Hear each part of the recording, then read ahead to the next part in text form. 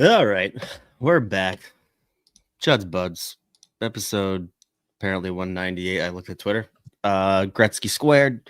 As always, your host Spoke G, joined by my good buddy, Mr. At State of Hoppy. Hoppy, how we doing? We're doing all right. I don't know. Great. It's state tourney week. Like no matter how bad things are, things can't be bad. True. It's the peak New England weather the last couple weeks. It Peak was meaning like the best, or meaning like this is just the most New England weather you can get. We've had all 4 seasons in the past 72 hours. Like today it was like over 50. Like I was walking to work and it was legitimately hot outside.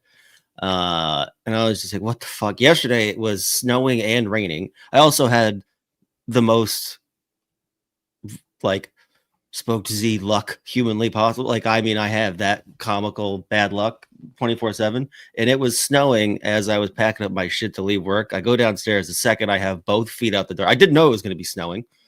I started walking home, and I mean, the second I had both feet out the door, I watched it turn to rain.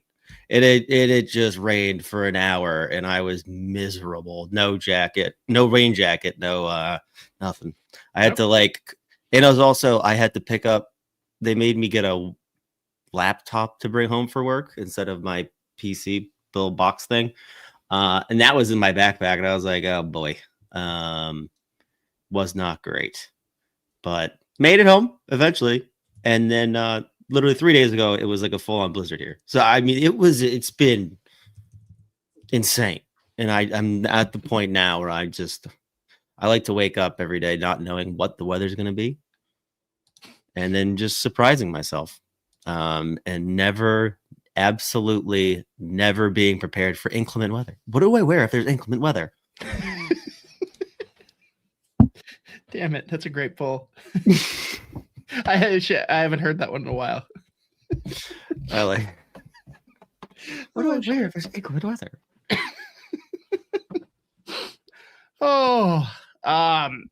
There's a lot to talk about. There's no other way to put it. We already had to scratch part of our outline for reasons, but I just had to comment on this right away, and I can't believe Pardon My Take stole this from me, but who had on their bingo card that the Hughes brothers were going to cuck the Tkachuk brothers? Like, Matthew and Brady are like not happy that they aren't the poster children of Team USA anymore. I'm very fine with that. I didn't say I wasn't. I said they aren't. Yeah, no, it rules. And like I feel like I do think that they would be more entertaining. Yeah, which makes it funnier. Yeah, I'm just like, especially, and we'll talk about the game versus the Lightning because wow. Wow. But I mean, Quinn scores one of, if not the best goal of the Wild season. No smile. I'm taking crazy pills because like it was a great goal, but everyone immediately saying like highlight reel goal, like great, like I don't know. I felt like it was a good goal. I didn't feel like it was like some spectacular, like at the end of the year, we're going to call it a top 5 goal of the season goal. Are we? In the whole NHL? No, probably not. No, for the Wild. As far as the Wild season, it's up there. Really? Okay. Especially maybe I expect too much of him. I mean, a lot of it is just his ability to get that much lift on it, like just the shovel and just go and shelf. And I mean, the puck was like underneath him, but I mean, just to get to the red line in the first place, or the blue line in the first place, win the race to the puck, and then just say, yeah, no, I'm going ISO. Should we give Vancouver more to thank them for Quinn? Arguably so, although they should recoup that from Nashville, as we'll talk about later. Man, again, it was a good goal. How crazy is it that some of the chances Capriov had that got robbed, and then he ends up breaking the record with an empty netter? So shout out Kirill Kaprizov, now the franchise leader in goals with 220. How annoyed are you going to be by this bit, Z? Every time he scores, I'm just going to share the goal video and say Kirill Kaprizov sets new record for Minnesota Wild with X amount of goals. Yep, that's gonna be annoying as shit. I'm gonna hate that. I don't know why that hadn't popped in my head yet, because it is absolutely something that I should have expected that you would be doing. So it makes too much sense. I'll get bored of it real fast, or I'll miss one and then the bit's over. But I'm gonna try. Yeah. But it was weird. What he hit? He hit 2 posts, or did he hit 3? They hit 3 or 4 in the game. I think he hit 2 of them. I know Brock hit one. Brock pinged one, and then God, I mean, unbelievable how the puck just didn't end up going into the net somehow, some way on that Tarasenko, like literally from the Hyman zone. It out. Literally from the Hyman zone. Like, he is in the net. But like, it hit off Vasilevsky or the post or slash crossbar, then off his foot. Off the post, off the goalie, then off of Tarasenko somehow. It was like, it was that net too. But like, they hit that post 2 or 3 times, and like, I should have like went and found there's a fan in the front row who thinks every single one went in, and the last one didn't go. They're like, you could clearly see them just be like, fuck me, this is insane. And I don't know why. I thought it was so funny, but this person was just fed up, even though it was like 4-1 at that point. But it was very fun. But what a game. 5-1, stomping out Tampa. Matt Boldy, confirmed good at hockey. That man continues to be on a heater. What do you have? 3 assists, 3 more assists last night. It was very funny. Russo brought something up on their show, him and LaPanta. Someone made a comment being like, so how dumb do the people who wanted Boldy gone last year feel? And they both were like shitting their pants, like, what? People wanted Boldy gone? What? He's a real thing? It's like, welcome to the internet. Yeah, no, it's just amazing. Because I feel like they do see most of those. 1, 2, 3, 4, 5, 6, 7, 8, 9, 10. But it was a really good showing against a really good team. Obviously, they took a shit ton of penalties, and that certainly doesn't hurt our case. I did love though how like Kucherov was just methodical out there doing some crazy shit. And then we get Yakov Trenin come in. He's like, hold my beer. I got it, fellas. This goal of the year. Minnesota Wild goal of the season. Got several beers before handing me this one. Okay, got it. Mm-hmm. It's like, oh, shit, the clumsiest goal, and I still, like, the whole way, I'm like, I think Trenin's going to do something here. I think it's maybe. Okay. Oh, he lost it. Oh, hey, all right. It was all part of the plan. Yeah, good for him. I love when he just gets going full head of steam. He's just like this absolute Mack truck going 80 miles per hour down the fucking freeway. Spills the puck into Vasilevsky, who also then spills it in return. He's like, hey, all right. And then he does. I mean, celebrating. I mean, I am all about celebrating every single goal as hard as humanly possible. I love that he jumped into the glass for that goal specifically. Yeah. I would have been out there like doing the bow and arrow, like snipe. Thank you. Spill that onto my tape. I gotta say, I equally love and hate, and randomly you saying celebrating, I heard Celebrini. Mm-hmm. I equally love and hate that shift that everyone keeps posting, because it is like the definition of a Macklin Celebrini shift, and it's why we love him. I hate that everyone is trying to now be the expert coach. It's like, everyone needs to show this to their kids. This is the way. Like, shut the fuck up, Mike Brunell. God damn it. And that was me, and I shouldn't have just directed it at him. There's a lot of people who are trying to be the like, listen how smart I am. Watch this video. Check this out. One of the best players on the face of the earth. Look at the play that he made. Yeah, one of the best players in the world did something cool. Give me attention. Thank you. Like, great. I don't know. But it was fun. I liked watching it. Mm-hmm. Shout out Macklin, 30 goals as of last night. What's he got? Like 80 something points, 90 points. And we have Brett Marshall in the house. Hey, how's it going? How we doing, Brett? I'm doing well. Been on a little bit of a podcast hiatus. Ironically enough, both me and Isha were both in Arizona last week. Oh. But just not in the same specific area. But I bet you did a lot less drugs. Yeah. A little bit, but the legal kinds. Mm-hmm. All the legal kinds. So I did a lot of golfing. Hell yeah! Where'd you play? All over. We played 4 different courses.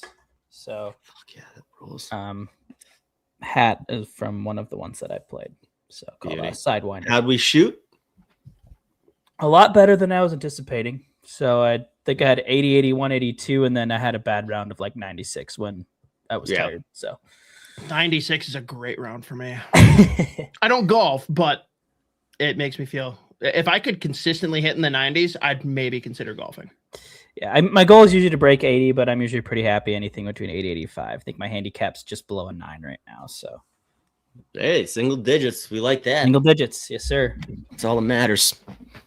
Also see a question in chat. They're asking how Rue is, my puppy. She is doing fantastic. She is going to get a haircut tomorrow because she is shedding everywhere right now. Yeah, so, that won't change. No, but at least we'll trim it, so hopefully it's maybe less. Yeah. It's like clumping off of her right now. So super fun. If they have like a de-shed option too, do it. I did. Yep. I was like, $20 extra bucks. Yep. Yeah. That hits home a little bit too hard. Mm-hmm. But we were talking about the Tampa game. How fun was that, Brett? How were the Cards looking, by the way? Yeah, that game was interesting because I think the total combined expected goals was like just over 4, which includes the empty netters for the Wild. Like on paper, it was a very like defensive battle. I think the Wild actually finished the game with just 3 high danger chances. But I don't know how many high danger goals they scored, but it might have been all 3. It just seems like when they did have their chances last night, they converted on them. It's the usual suspects getting on the score sheet again. I mean, Capriov, Ek, Boldy, Hughes, Faber, like the guys that shone at the Olympics have come right back. And like, you wonder if there'd be fatigue as of right now, outside of maybe there was a little 2-game hiccup there where they didn't have their best, but I think overall those guys have looked really, really good coming out of the break and just continue to roll up the points. Hopefully, we can see some more goals in the bottom 6 though here going forward. And super chat from Dave, Gus Bus, back on track after a horrible Olympics.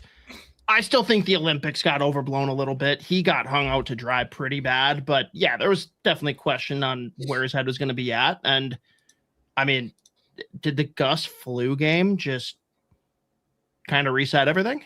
Poor Wallstedt having to go in there for like 30 seconds. Like, I mean, he's on top of the crease the entire time. Yeah, like, will not go in. He's challenging every dump in. Like, I mean, he's at the top of his crease for like they're dump with the puck in. He's like, I'll challenge in that one. He's going and collect there. He's like literally like checking behind his own net. He's like, I'm just not going, and that's disgusting.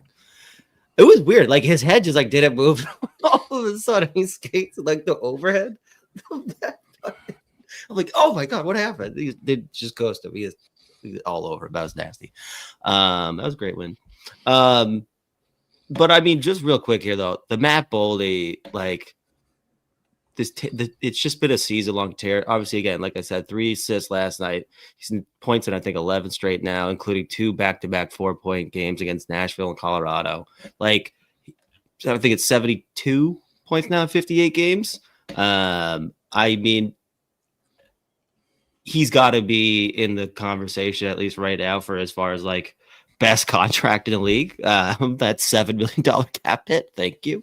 And I mean, realistically, I think we all pretty much on the same page. Even when he did sign it at the time, people like that's going to be a great contract in like 2 years. I'm like, I think this is a pretty fucking good contract right now. Like what the day that he signed it, and I mean now he is just continuing to prove it.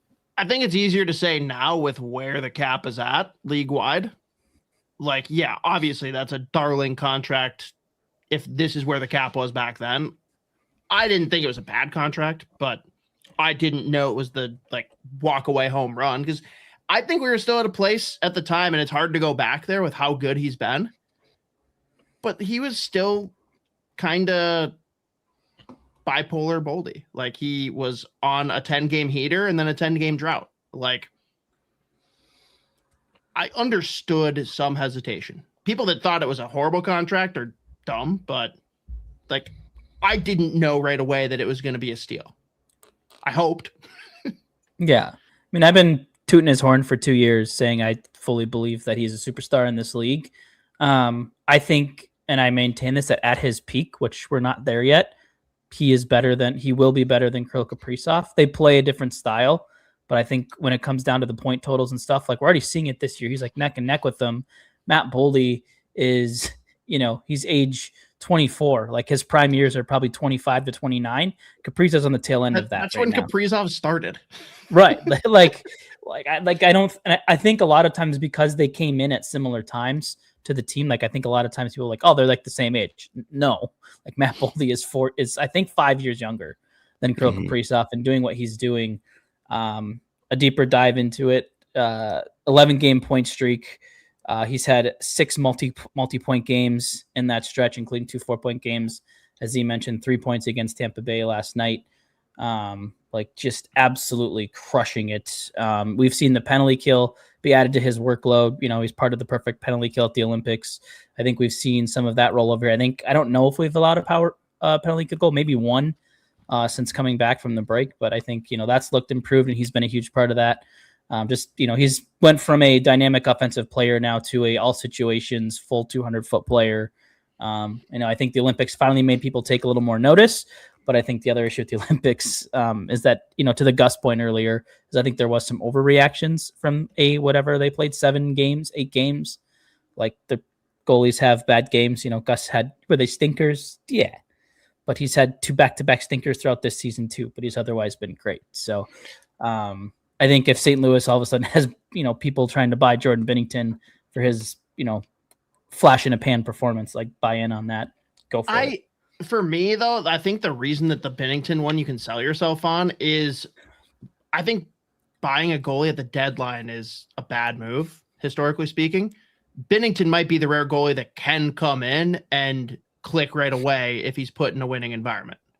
I don't think long-term it's good, but for one playoff run, he can come in and maybe catch fire. So I get it. I'm still not trading for him personally, but the Boldy thing, you guys tell me if this is dumb, because I already feel like it's dumb, but it's just like Kaprizov now is chasing ghosts. Like the Wild history is not an illustrious one. And now Boldy has Kaprizov to chase. It's only going to help. Yeah, and I think, you can argue best contract in the league. Kaprizov, is it the worst in the league? No, but, I think if you look at, instead of saying, oh, we're overpaying Kaprizov at $17 million, no, we're underpaying Boldy at $7 million. Like, hey, we got them both at 24. That's $12 million average between those two. I think you would if you could bump Boldy to 12, reduce Kaprizov to 12, I don't think anyone would complain. And we got Quentin Hughes at 8. For now, yeah. And I mean, further that point too, last year he put up 73 points in 82 games. He's got 72 right now in 58. So he's just smashing. He's on track to absolutely smash that, the best point total season in his career. And Matt Zuccarello might play till he's 60. I mean, that goal last night, it was like the long distance version of that shootout attempt that he likes to do, where he just comes in, pretends the controller's dead, and then just rips it shelf. He just literally just waited out Vasilevsky and then just said, "Yeah, no, I'm going here," and just ripped it. That was sick. I love Matt Zuccarello. I love the way that he plays. I love that he just there's just been no dip. I was wondering what he'd look like after a few seasons where he was had some bad injuries, but he just continued to put up points and be a crucial component of the Minnesota Wild. That I fucking love this guy. But that goal last night, I was laughing. That's my favorite shit that he does. It's that tongue, man. Lizard King. How little do you think we can get away with paying him in his next contract? I think it could be I don't know if it's going to be quite a league minimum, but I think he understands that he's going to be a 39-year-old winger next year. I think if he comes back, I don't think he's going to want to go play somewhere else. His best friend, Kirill Kaprizov, is in Minnesota. The Wild are in a place where they can win. He's going to get ice time. Could it be reduced next year? Maybe he's, more of a top 6 fill-in. Maybe he's on power play too if they add another forward, that kind of thing. But Isha and I have talked at length on our show about the importance of chemistry and just having that yin to your yang. And for the Wild, that is Kaprizov and Zuccarello. And I would ride that as long as you can. I would throw another, $2 million at him maybe on a 1-year deal next year. I don't think too many people will be upset with that. He's 37 points in 42 games, just shy of a point per game on this season, 7 in his last 7. I think he's probably a guy that definitely benefited from, a 3-week break, letting those older bones and muscles rest up a little bit and get ready for the stretch run. But I don't know how you can't love what the guy does, still makes good plays, still a valuable passer, and still can finish, as we saw last night. Z, to your point, nice little feathered shot in the top corner. Some of the passes he pulls off, just like, he's a fucking wizard. I love watching him play hockey. And I mean, who knows? Maybe we have a future, some kind of version of that, Adam Banach, at some point. We'll see. Play a very similar type style. 2 little short kings. And I don't know if we're going to have to call him the lizard guy, but, we'll see. It is still insane that comment was made to him, and then he signed a 6-year deal with the Minnesota Wild after being called a lizard. I think it was after he signed. I think it was. I think it was in the. I think it was in the press explaining why he signed him. Yeah, he's like a lizard out there, man. I thought the quote was like, "I told him he's like a lizard. He's like a lizard with his tongue and his stick out." I was like, "What the fuck?" And then he's like, "Signed." Like I am sold on this team. He's like, if I sign, will you shut the fuck up? It's unbelievable. It's like, okay. It's so crazy. Like, scumbag human. Fenton, smart hockey guy. Really good scout. I mean, the Fiala, Granlund. I was on that the whole way. That's the one that I will. I think I have reasons, but. But yeah, let's see what else here. Well, I mean, do we talk about the 2 confirmed acquisitions for the Minnesota Wild? I'll hand up on this one. I have not seen a whole lot of Robbie Fabry of late. No one has a season. I think he played like 13 games. But I mean, like this season, last year, like I've seen nothing.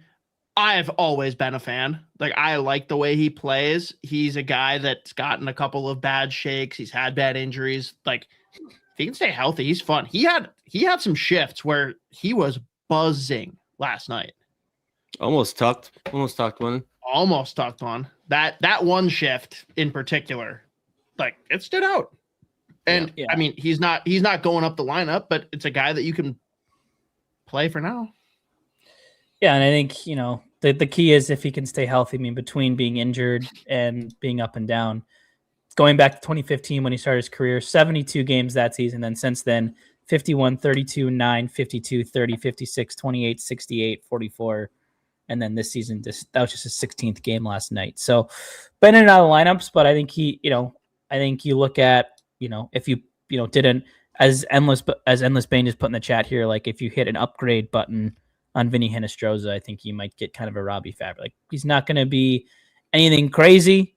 He'll move his feet. He has a little bit of scoring touch, as the one thing he has done, 14, 10, 17, 7, 18, 8, and then just 1 goal so far this season. But, maybe with, as the lines get, hopefully healthier here, if he's on a line with a Ryan Hartman or a Vladimir Tarasenko or Danila Yurov, maybe he can add a little bit of a scoring touch to a 3rd line or maybe even a 4th line, depending who ends up there. But, as with, Declan Chisholm, like when you can get a player for free that you can plug into your lineup, that's an upgrade over what was there existing. I think it's hard to complain about the move. Yep, I had no issues. I like Robbie Fabry again, as I think literally every person knows that. Like, I mean, the injury history is just brutal, and they're all like, most of them are just like bad knee injuries where he's missing like almost the entire season. It sucks. But I mean, his career, he's got 220 points in 458 games. Like, he's a decent, 30, 40 point guy, and when he stays healthy, but that's happened like literally twice. So I mean, it's not like we had to give up a 2nd rounder for him. Yeah, thank you for that one. And I guess we could just get into it. Hang on though, Cam, super chat. Cam, we love you. Trade deadline and Billy giving away 2nd rounders because we don't need them. Gives me joy. What's the thoughts on off-season 1 of the big American dominoes running from Canada? I like making moves. I don't like giving away Judd's greatest asset, which is the 2nd round pick. People are like, oh, you're not going to do anything with that player for years. It's like, I don't want to use it on another player. I want to use that as part of a trade because like a second round Exactly. pick isn't nothing. Exactly. And I mean, we're all thinking the same thing. I think we've all probably said something about this on Twitter from our own pages, but like in a buyer's market, we gave up a second rounder for Michael McCarron. I'm sorry. Like, I'm not mad about the acquisition. I'm not mad about giving up a second rounder. I'm mad that the second rounder was given up for this acquisition in a quote unquote buyer's market. Yeah, I think that's where I'm at too. I think there's a lot of confusion of like, oh, like a second round pick, like that could turn into a nobody. And I'm like, yeah, but to your point, Hoppy, like that, that's a sweetener in a deal, right? Like, we're really close. And you say, hey, we'll throw on a second here. Now it's all right. Now it's a third, or it's a, how deep into the 2029, you're getting to 2029 second round picks now. So yeah, that's definitely where I stand. I think, I think he fills some needs. I think he had, per Mike Kelly, I think he has the 4th highest defensive zone faceoff win percentage this season in the NHL. I think on the year 52.8% in the dot. For a team that I believe is 31st in the league, or maybe I think it's like 31st in the league on the kill. He's a good, he's an okay penalty killer. I think they're 23rd or 24th in faceoff percentage. He brings another element to that. Brings some size. I think he, is one of the bigger guys that actually likes to use his size. All of a sudden, if I don't know, it doesn't sound like the Wild are particularly thrilled with how Nico Sturm's been playing. So I do wonder if his name's potentially out there. No, hang on. We're not going to gloss over that. How does Brett Marshall feel about Nico Sturm's play? I think I would agree that it's been disappointing. Like, I think even at the Olympics, on a team you're not mad, you're disappointed. Yeah, exactly. I love Nico Sturm, but I think I was hoping for a little more from him this season. It just seems like this Wild 4th line, no matter who's on it, seems to struggle at times, except for when it was Yurov, Foligno, and Trenyan. That's the one that seemed to work. But maybe if that's a McCarron, Foligno, Trenyan, that's a 4th line that you feel pretty good about. I think throwing out there to set the tone in playoff games. So reasonable cap, but I think it's like $900,000. So again, to your point, like I don't hate the player. I just if it would have been for a 4th round pick, even maybe a 3rd, I would have been a little more open to it. It's a late second probably at that point, but again, to your point, it would still like to have that in your chamber as you're looking to reportedly still make a bigger deal here. So you go off. Yeah, I mean, if it costs, if like a defensive zone, if a D zone faceoff win in the playoffs is the cost a second round pick, I will go to the GM meeting myself and lobby to have the second round of the NHL draft abolished. But what were your words? I think it was, I wouldn't have given up a 6th. Yeah, I just don't understand it really, because it was like it's not great with face off. That's it's not great when like the big things. It's just like literally the size and the fact that he can win face-offs in the defensive zone. I'm like, which also like how many has he actually taken? Like I get the percentages, but it's like, yeah, he's at like 53.7% and he's taken like 12.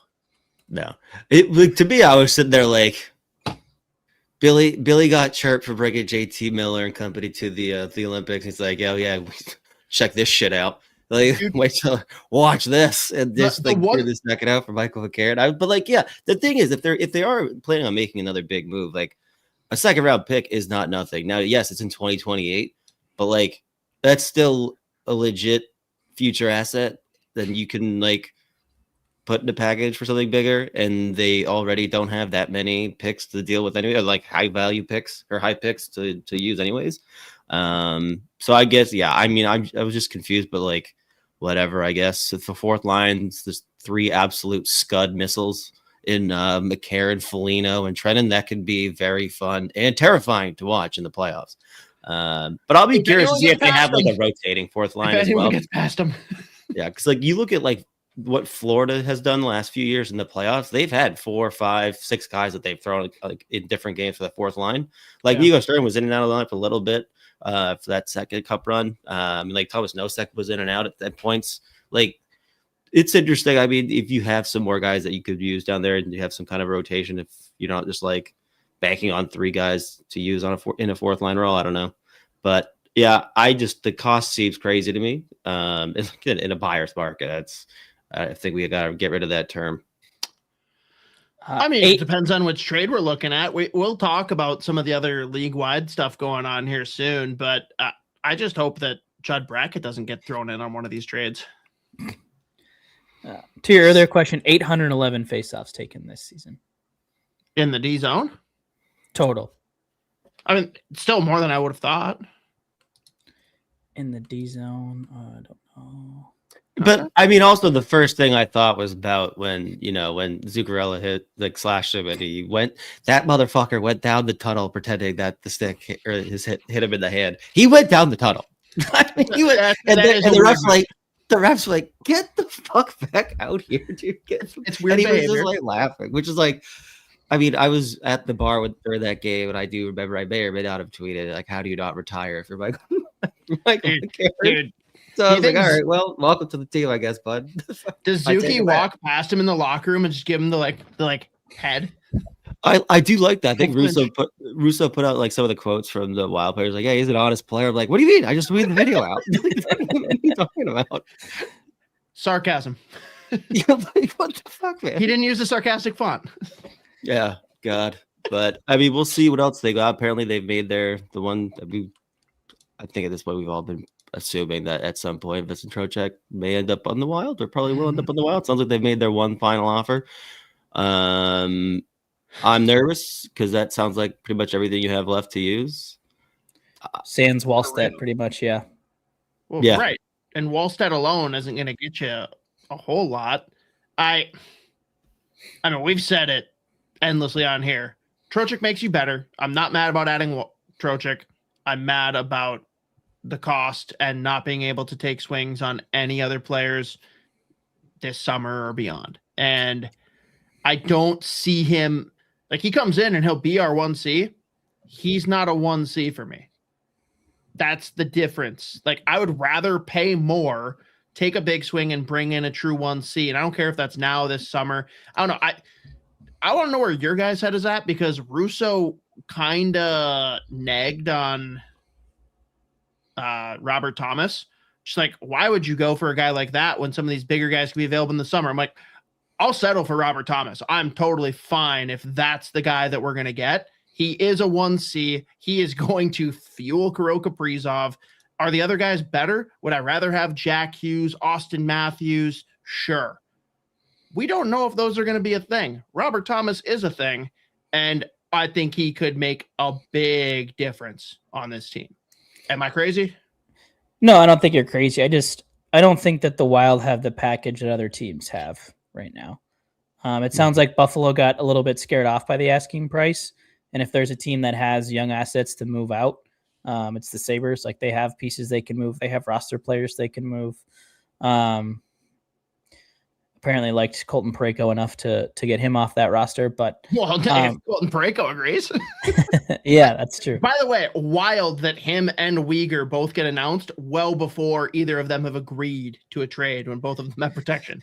Yeah, and always interesting, right? Yeah, I mean, I like the player. I think, you look at what he brings in terms of his playmaking ability. Like, the Wild have some bona fide scorers in, Boldy and Kaprizov, like guys like put the puck in the net. Like, and that's with taking passes from Danila Yurov, Ryan Hartman, Joel Eriksson, who all have skills in their own right. But I wouldn't say any of those guys, their strength is their passing. Maybe you could argue Yurov, it's one of his, but I don't think we've seen that really peak yet. So I think he gives you something that you don't have. I don't know that they have the package to get there. Yeah, Hoppy, to your point about like what, you trade for Trocheck, and if the reported offer apparently is the 2027 first round pick, Charlie Stramel, who I think they should sell high right now. Because I still believe that his peak is probably a bottom 6 center. And if people are valuing him, as more of a middle 6, top 6 guy, like, capitalize on that. For sure. Like, I still like Stramel. Like, I think he's going to have a long NHL career. I just think it's going to be as like a 30, 40 point bottom 6 center at his peak. But then also Carson Lambos. Like, now you're left with Jesper Wallstedt. I believe is, then you're looking maybe into futures like 2028 firsts and different things like that. And I don't know how much that moves a needle in the summer for some of those bigger names that you mentioned. So, yeah. I think I heard Russo mention that, if Columbus decides to sell, that Charlie Coyle could be in the mix. I think I would be, I think he could do the same thing that Trocheck does, more or less. I think I like his underlying numbers this year. A lot cheaper. in Columbus even a little better. And yeah, to your point, I think he should come cheaper for whatever reason that is. So that's the area that I lean, but we'll see. Again, to your point, would I be mad? Does he make the team better? For sure. But it does make you wonder what else they can do without getting really, really creative. Or does it win you the cup? I'm not ready to say that. And I don't know, Z, where's your head at on this? Like, it sounds dumb because like Carson Lambeau shouldn't be the make or break, but I'm not willing to give up more than a first in Stramel. Like, I'm drawing a hard line there. Maybe I throw in a second / Michael McCarron, but like, I don't want to throw in more than that to get Vincent Trocheck. Is giving up Lambos. If that's really your guy, and if Bill Guerin's got his conviction that this is the guy that's going to make the difference, okay. I just don't see it. Yeah, I mean, we're all in the same place on this. Like, he's going to improve the team if he does end up in Minnesota. And I think what's he got, two more years, I think. I thought it might be three. Might be 3. I think you're right. I think it's 3 more years after this. Like, again, and it's a reasonable like value for the contract. It's just, again, he is not a 1C. Yeah.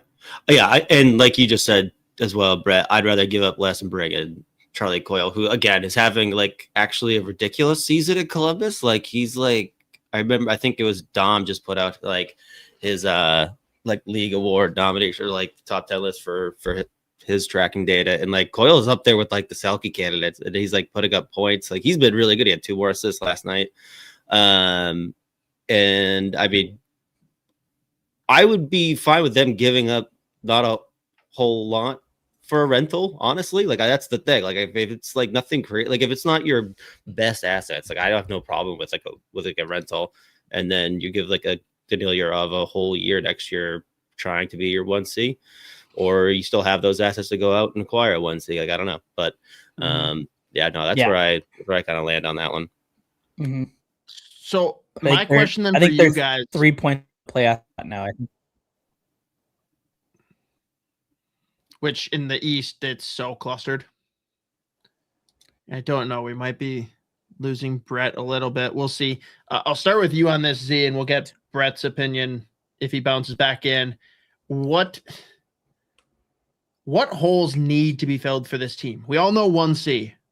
Is there anything else that you look at and you're like, I want to make this better? Because for me, everyone seems to want to get a top 6 winger. And I think that's like the furthest thing from what you should be looking for right now. I part of the reason I like the picking up Fabry off waivers is like depth scoring. Like, you need some of the can put the puck in the net or give the puck to someone who can put it in the net in your bottom 6. Like, it's crazy. And I think that ultimately could be like, like the killer if you go up against the Stars in the first round, because that's all but confirmed at this point. Like, we'll see what moves they make. They just brought in Tyler Myers from Vancouver, which is fine for them as long as he doesn't play. As long as he's not the guy they have go play with Thomas Harley. That would be a bad idea. They saw the Wild trade a second for a very tall hockey player and said, hey, you know what? I think we could do that too. And by the way, Tyler Myers, unbelievable track record of just like playing hockey. Like, that guy, for the way that said that. Does he have the same agent as Cody Ceci? Yeah. Dude, like, that guy at his size, the way that he plays, I think I heard Thomas Dredd say, like, since arriving in Vancouver, he's missed 20 games. Like, that's crazy. Like, for the fucking just the mutant of a fucking hockey player he is and the style that he plays. Like, it's crazy to only miss like 20 games over 7 years. That's nuts. But back to the Wild though, like, I think they desperately need to add some kind of depth scoring, which again makes it more annoying when you give up a second round pick for Michael McCarron, because he's obviously not going to bring the offense for you. But he will win defensive zone faceoff here and there, I guess. But we'll see. That's where I'm at. Like, I agree that they need depth scoring. I don't know at this point that they have to trade for it, because I think, but if they don't add to the top 6, then they have to. Because I think if you add a top 6 forward and now you're able to bump down a Ryan Hartman or a Marcus Johansson to the third line. Now you have, Yurov, Tarasenko, and either Hartman or Johansson on your third line. That should give you a little bit more of a scoring threat there. And then you have Trenin, Foligno, McCarron, Sturm, whoever else. Like, it still seems to me like another roster player, one for money and two just for roster space, would potentially have to move. But I do think you can make your bottom six better by adding to your top six and bumping some of those guys that are playing in that role down to a role I think that maybe better fits them. Like, I think, with Hartman, I think has been admirable, moved up. Maybe that just helps get him a little bit of confidence back. Speaking of streaky players, I think he's been a prime example of that this year. We've got off to a great start, went through some lulls, picked it up a little bit as of late. But the type of player I think that could be a throw-in, if a team's, retooling, as we see that word thrown around a lot now. Like, he's not a bad player to throw into your retool. That can play in your middle six, can play center, can play the wing, could play your power play, your penalty kill. So I do wonder if he's a name that is maybe out there as kind of a, make the money work type of player too. Well, and I want your opinion on this, Brett, because I brought it up several times with Zion here. I agree with the Hartman piece. If we can get a center that pushes him down, great. I don't want to bring in wingers because, like, the Matt Zuccarello we see now and the Marcus Johansson we see now, they're not the same player when you put them on the third line. They are performing at a high level based off chemistry and fit. And I don't think the current Marcus Johansson bumped down the third line with Yurov and whoever is going to deliver the same output that you're seeing as he plays with Eck and Boldy. Yeah, Johansson's I struggle with because I think, like, obviously started off red hot, was like a point per game, I think, through December. But at least in my head, it feels like he's cooled off quite a bit. It doesn't feel like it because I think Boldy is just scoring so much. And I think we associate Johansson playing in Boldy's line. But, I'm going to look back at his game logs here to see. He's kind of like 1 point every 3 games playing with Boldy, like post New Year. 1, 2, 3, 4, 5. He has 7 points since the New Year is all in however many games. 1, 2, 3, 4, 5, 6, 7, 8, 9, 10, 11, 13, 14, 15, 16. Looks like 7 points in 19 games since the calendar turns. Like, that's where I think I start to worry a little bit, as I just wonder, like, older player, we've seen him have this streakiness before. Was it maybe, came out of the year feeling really good? Now his age catching up to him. Is he slowing down a little bit? So, I think to your point though, like, can he produce in the third line, or is it kind of a second line or bust situation for him? You don't know until you know, I guess. But I think the need is for sure at center, but yeah, I'm not opposed to a wing. I would still prefer a center, but if you can go in and, I don't even know. Who knows what names are out there now? We're kind of seeing all kinds of Brock Besser is the one that everyone wants. Yeah. Just a brand new deal in Vancouver. I just have a hard time believing they're going to immediately ship him out, but they're full burn it down. Well, I mean, Connor Garland has a new contract starting next season, and he's definitely getting traded. It's just like crazy. Which is like, enjoy him, Z, by the way. Enjoy him. Oh God, I really hope they don't do that. I love Connor Garland, but I do too. I think he plays the game the right way. He's an honest player.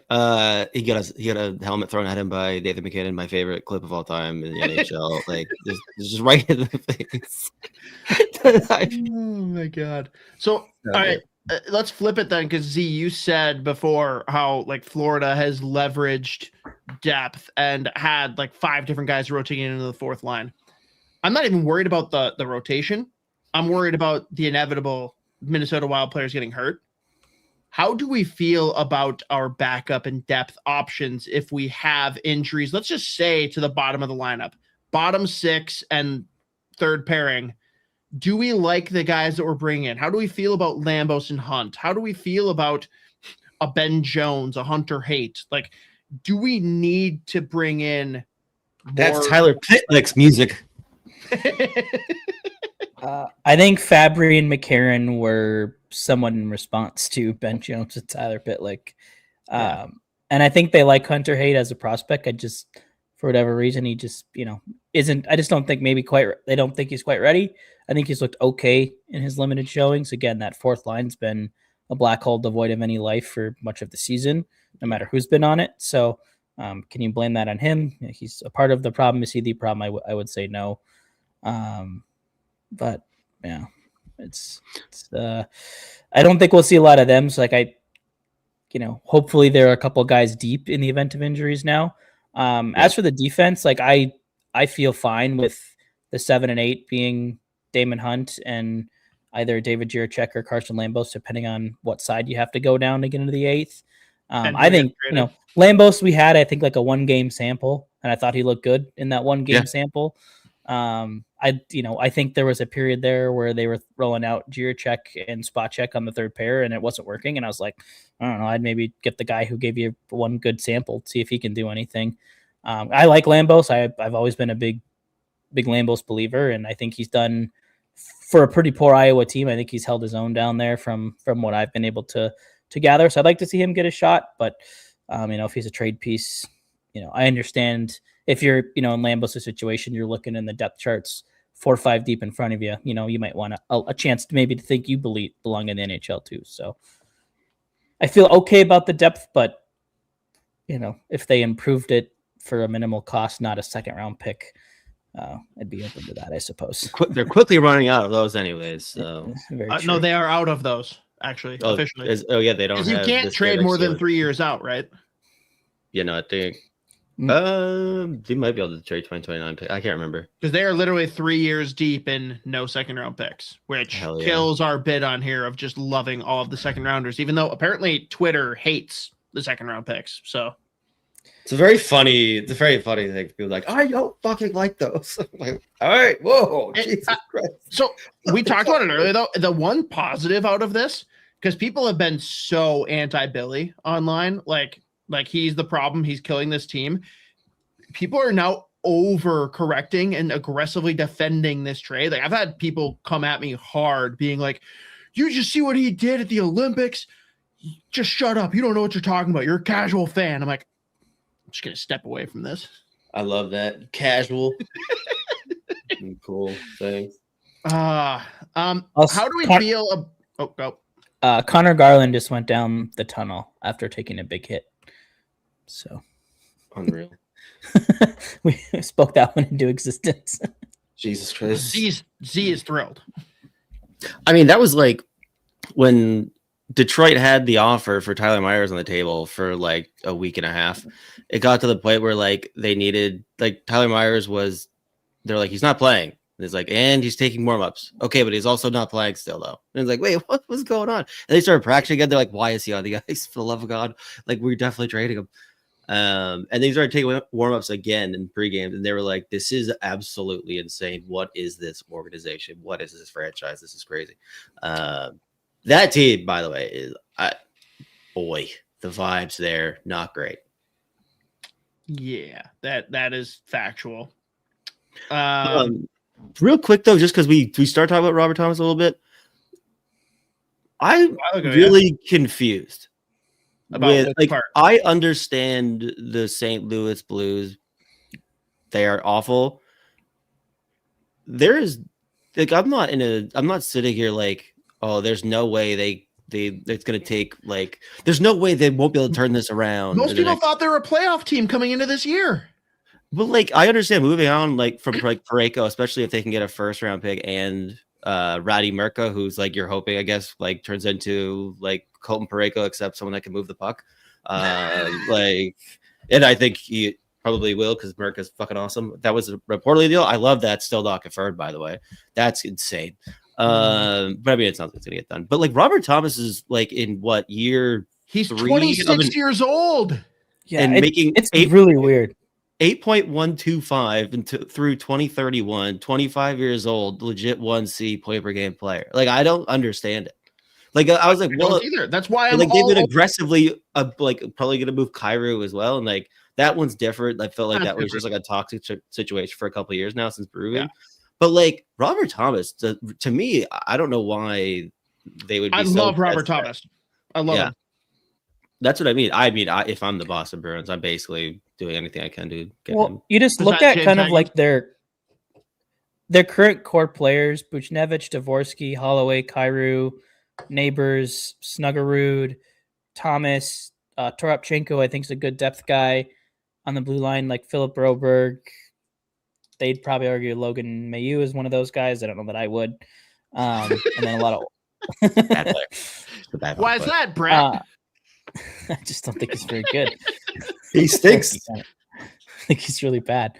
I think Hofer looks somewhat promising in net. Like, is it a core that scares you as a division rival? No, but is it one that I think is closer to maybe adding from being a better team than, tearing it down? I think so. But, they do have a pretty old blue line.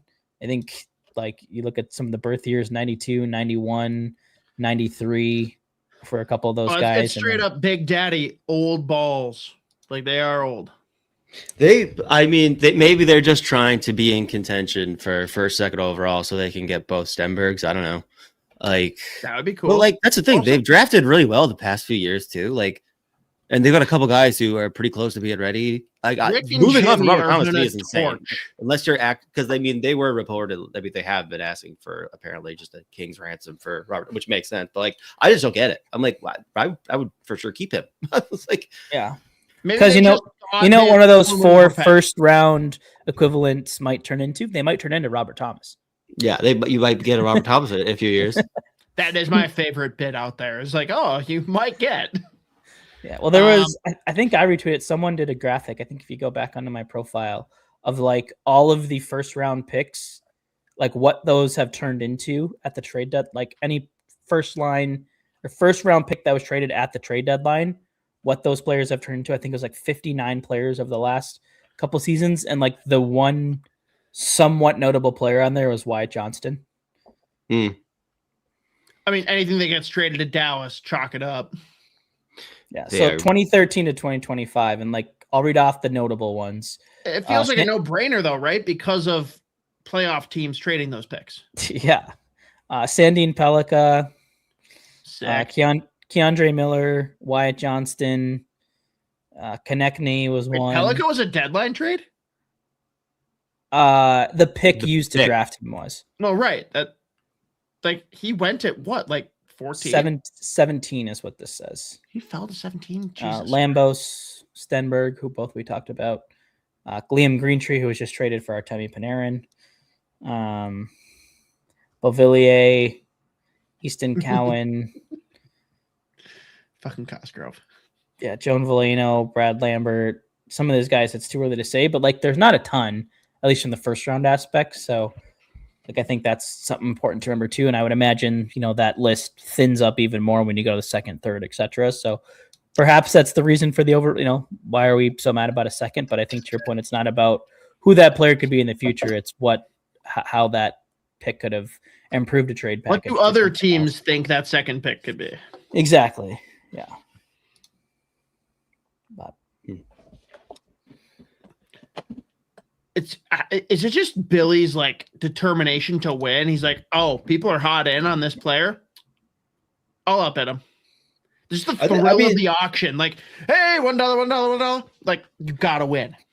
Well, I mean, there was chatter from like pretty much all the insiders that there was a ton of teams that were like really wanting Michael McCarron. That's why I was like, offered as much as a 5th round pick, and Bill Guerin always comes in with his top offer. So boom. Yeah, I don't know, but they hung up the phone and immediately process it. Doesn't feel like the best asset manager, but you know what? We'll see. Hopefully, it works out for him. Bold strategy, Cotton. Let's see. Do we want to then, since we're kind of, I mean, the last thing, if Mateo throws up the prospect banner again, because shout out to our awesome friends at MNW Prospects. Who do we feel has value in this prospect pool? Because like we obviously talk them up and we get excited and we come up with reasons that it's cool that we picked them. Like no other team is going to view Adam Banach as like a top tier trade option. That's just not how it works. Ryder Ritchie's had a bad season. Like there's plenty of guys that we can talk about why they're down. Like who is valuable? We know that Jiricek is kind of in that middle ground, right? Like some teams are in, some teams are out. We've got Lambos who has decent value. Charlie Stramel's stock couldn't be higher right now. I guess Wallstedt and Yurov are in that group, but I think Yurov's not going anywhere, and Wallstedt is going to be held out for a very special trade. Who else matters? Do people want to trade for height? Is a Peart a guy that people think needs a new scenery and he could do good? Like, who's valuable? Yeah, I mean, obviously, like the Hunter Hates, Riley Heights of the world. Carson Lambos, I think, has some legit value. I think David Spacek is just going to, because he's Spacek and he's like somehow just on every Team Czechia and performing whenever he plays for Team Czechia. Like, I thought he was all right. He thought he played pretty well at the Olympics. He played like 14 minutes a night. If you ask me, I think Jiricek.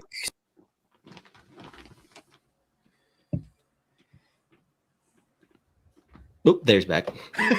That was perfect. I think Jiricek's. Yeah, I don't know. It doesn't like when I open up a tab for everything. Oh yeah, no, we have to on two constantly. tabs. Yeah, we constantly close. It's insane. Tell the fiance to turn Netflix off right now. Yeah, I think she's sleeping, so she's not feeling too well. So, but I mean, yeah, like you said though, the Charlie Stramel obviously, and then I would imagine teams like someone like Ryder Ritchie. Yes, he's like the production hasn't been great at BU this year. BU's just had a terrible season, but I also think he's playing really well since Tynan Lawrence showed up. Again, like he scored. I think now he's got goals in 2 of the last 3 or 4 games. I also want him to say I like him a lot. They swept BC. But he started turning on. But yeah, no, he's a player with some value probably. And I'd imagine Riga Lorenz, who is now on just another heater. He's got 28 points now in 35 games. I think he's got like a 8-game point streak going. One of the players of the week for the NCHC. I would imagine that's decently valuable. Like you have very few, if any, like guys that other teams probably gonna be like blue chip. Like I imagine just because it's Charlie Stramel, he's the size that he is, he's playing as well as he's playing Michigan State, and he's a legit prospect. Like he is going to be an NHL player. But like I imagine like the NHL scouts and GMs probably view him as some kind of a blue chip, somewhat. Yeah, I think. Like what about the fact that he could walk? I mean, that's a risk anytime you trade for a college player, right? But I think he could walk this summer, not several summers from now. He could, but I think, if you're, I would hope that if, you look at a team and they traded for you or they traded for your rights, like you take that as, hey, this is a team that wants me, that wants to develop me. Yeah, like Adam Fox. Yeah. I mean, there are situations like that. So I think that is, probably a risk. And if you're the New York Rangers, maybe that's a reason why. Like you look at what's going on there. If you're Charlie Sherman, oh, well, these guys don't look like they know what they're doing. Like, it is the New York Rangers, but oh man, I don't know. If I go there, maybe I just say fuck it and I go back to Minnesota. I don't know. I don't know what that looks like, but that would be awesome. It's a risk you take, and maybe that's the reason that the Rangers are, evaluating their other options, thinking, hey, we like this guy, but maybe that's one of their worries. I don't know. What one player then that hasn't been mentioned that I have no clue what his value is. A lot of people got pretty excited about Hlavai. Does he have any trade value?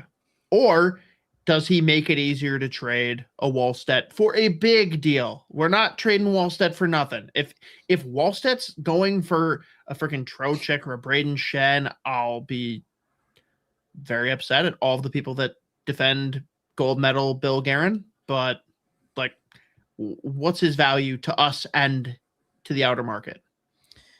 I think I go back to what I said earlier about being, it being easy to overreact to a couple performances in the Olympics. I think especially on the goaltending.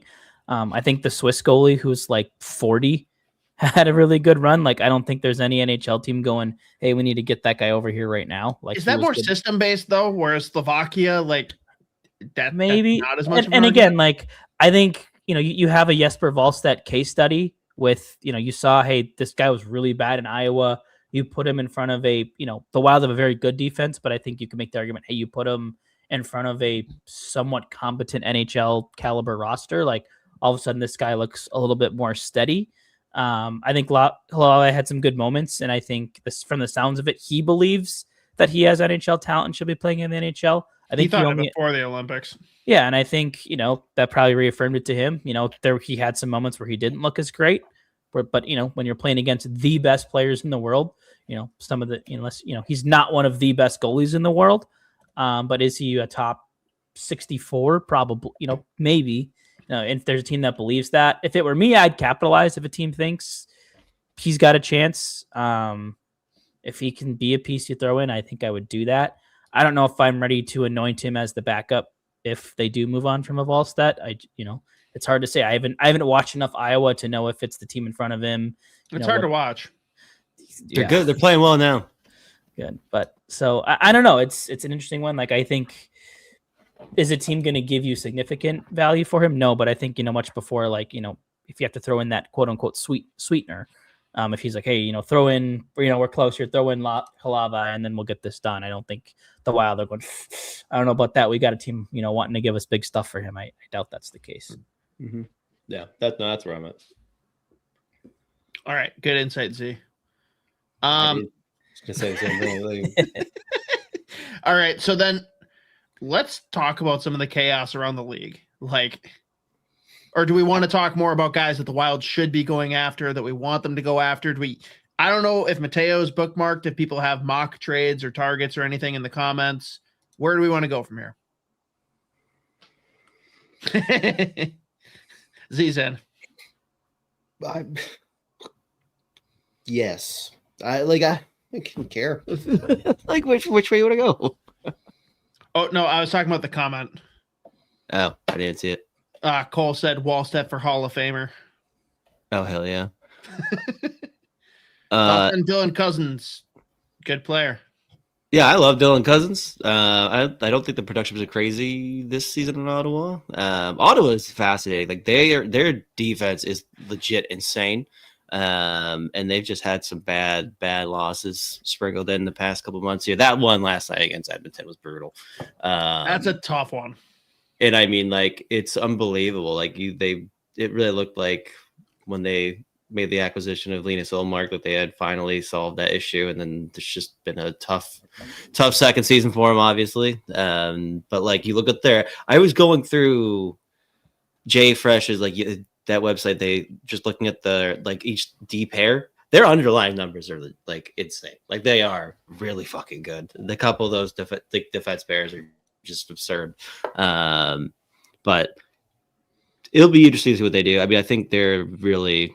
I mean, who knows what the fucking Boston Bruins are hanging on to that last wild card spot. We'll see. And then some of the teams that are also right there. Like, I mean, the pack's really starting to thin out for like the Eastern Conference playoff teams. But no, I love Dylan Cousins. I don't think they would move him. Well, I think that's what makes it really hard if you're eyeing a player on a team like Boston, like Columbus, like some of these fringe teams, even Pittsburgh, you wonder where they're at with Crosby now. I know they've, I think, been holding off. He's but not going anywhere.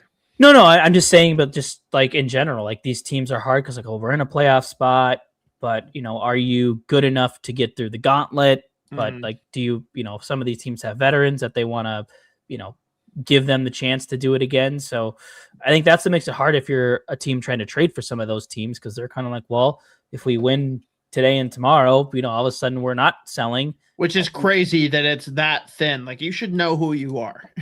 Right. You would think it'd be that easy, but so I think that's what'll make, I think, these next couple days interesting, is just how teams navigate that uncertainty with a lot of those Eastern Conference teams. Mm-hmm.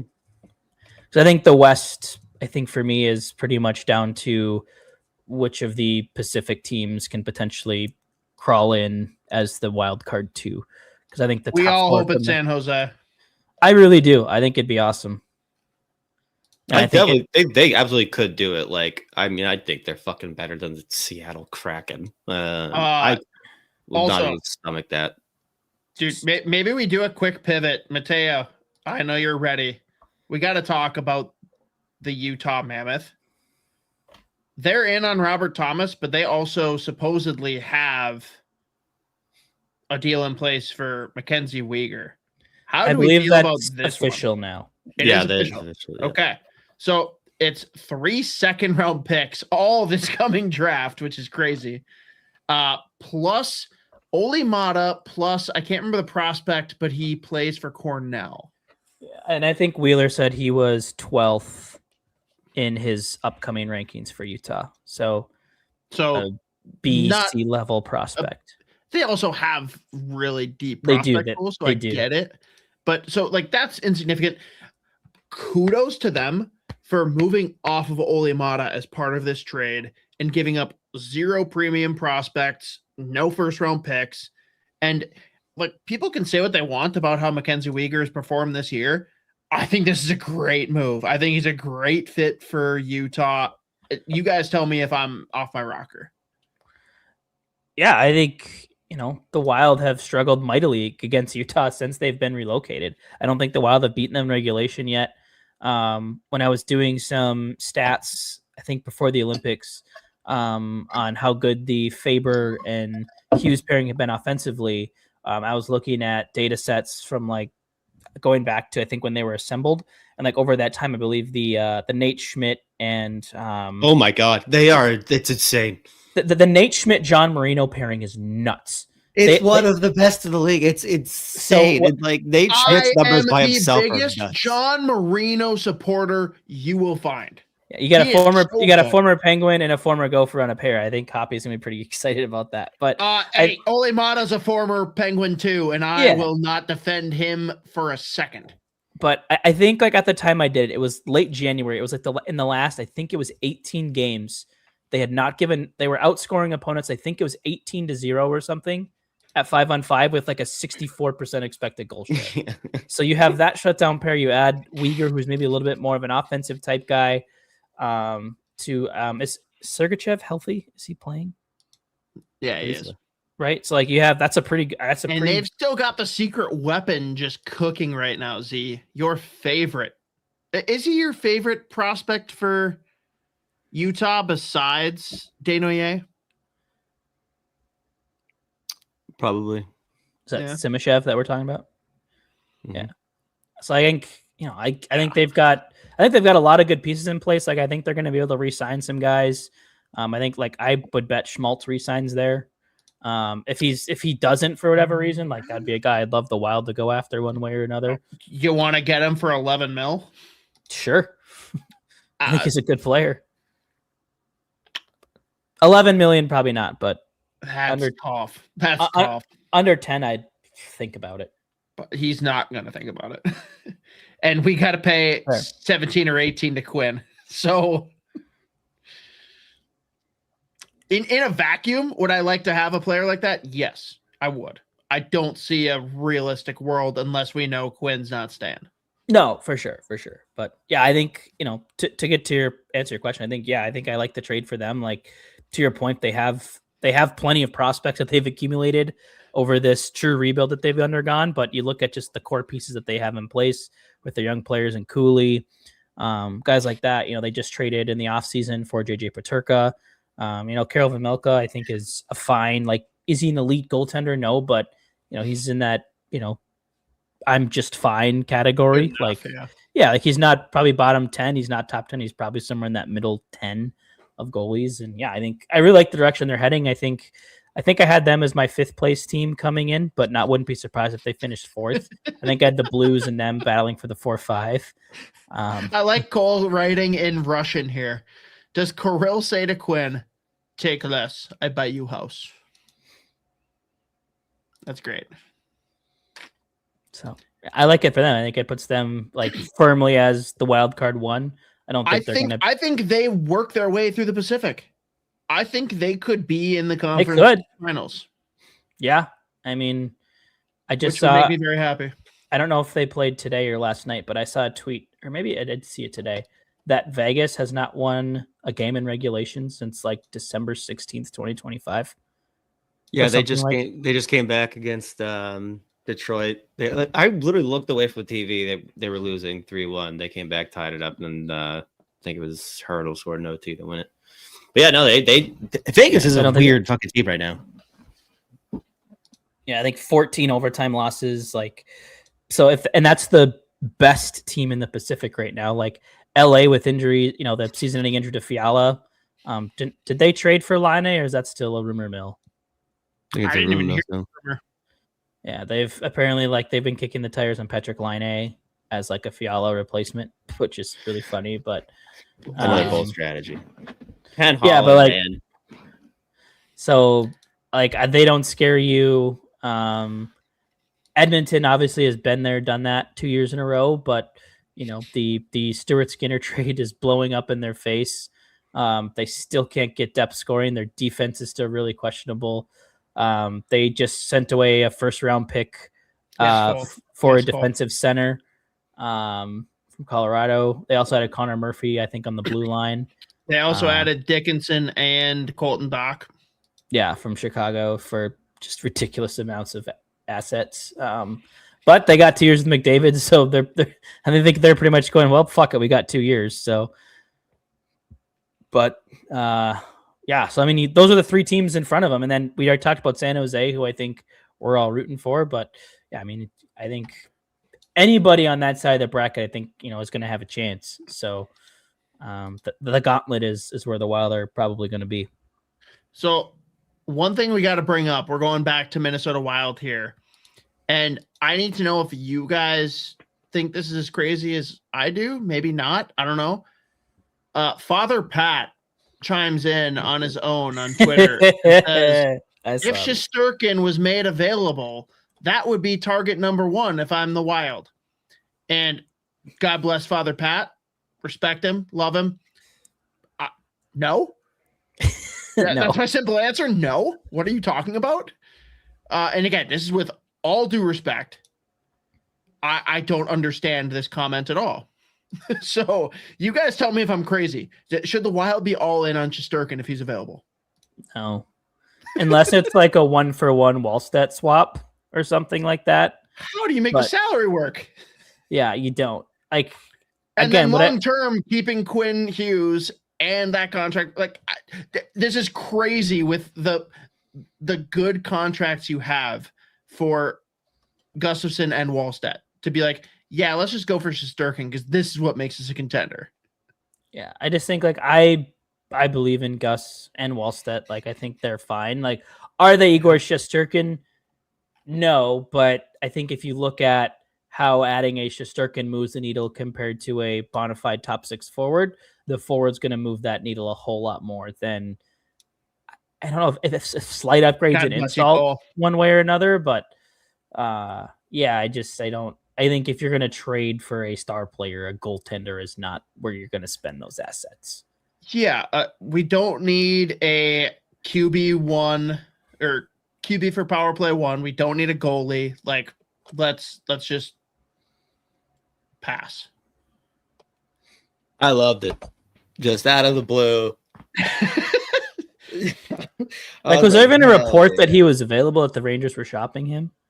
I could see it just because they're going kind of fire sale, but like, I almost just wanted to reply, be like, if McDavid was made available, that would be target number one if I'm the Wild. Like, that at least makes sense. Although, would he come here if he couldn't keep his number? Fair enough. Tough look. But yeah, I can't see a world where that proposition makes any sense. I don't know. Is there anyone that, like, you guys... Oh, hang on. Nicholas Wergau. Okay, real talk. What 1C can you get if you wait until summer? Knowing you have to re-sign Quinn also has to be a factor. Definitely does. Knowing you have to have some success in the playoffs, right? Long time, Scotty. Oh, Wergau. He was a high school hockey buddy. What up, Wergau? I mean, the problem is there's a lot of rumors out there. Like, Austin Matthews is at the end of his contract. He absolutely could be available. What's he going to cost? Can it fit in with the Quinn Hughes contract to his point? I don't know. Jack Hughes has a great contract. I don't know if he's going to be made available by the Devils. Like, who do you guys see being available this summer? Because I know everyone's talking about Brady Tkachuk. He is a winger, so that doesn't solve that problem, but he is absolutely a Bill Guerin type player. He's friends with Quinn Hughes. That helps. Jack Hughes being his brother helps, because I think we all care more about Quinn staying than about anything we add. Are there guys that you see that make sense for summer/next year targets rather than doing something now? It's so hard for me because, again, I don't like if a player like that becomes available, I just don't know if they have the assets to compete for him.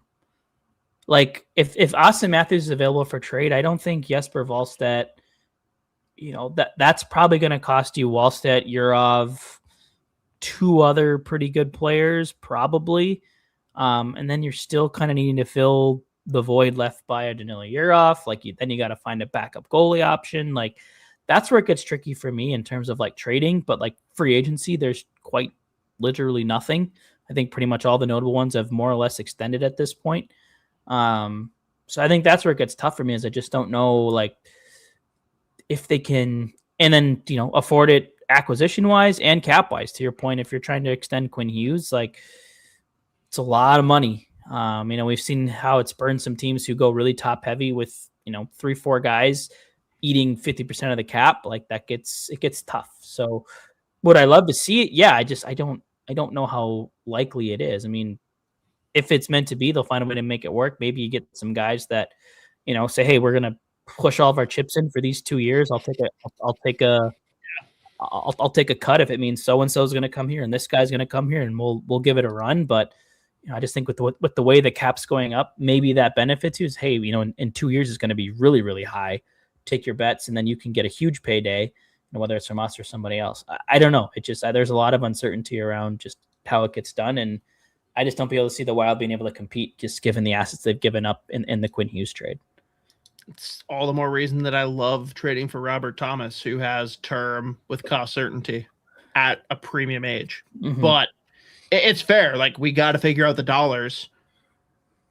I still think Billy's the kind of lunatic that thinks he can make it work.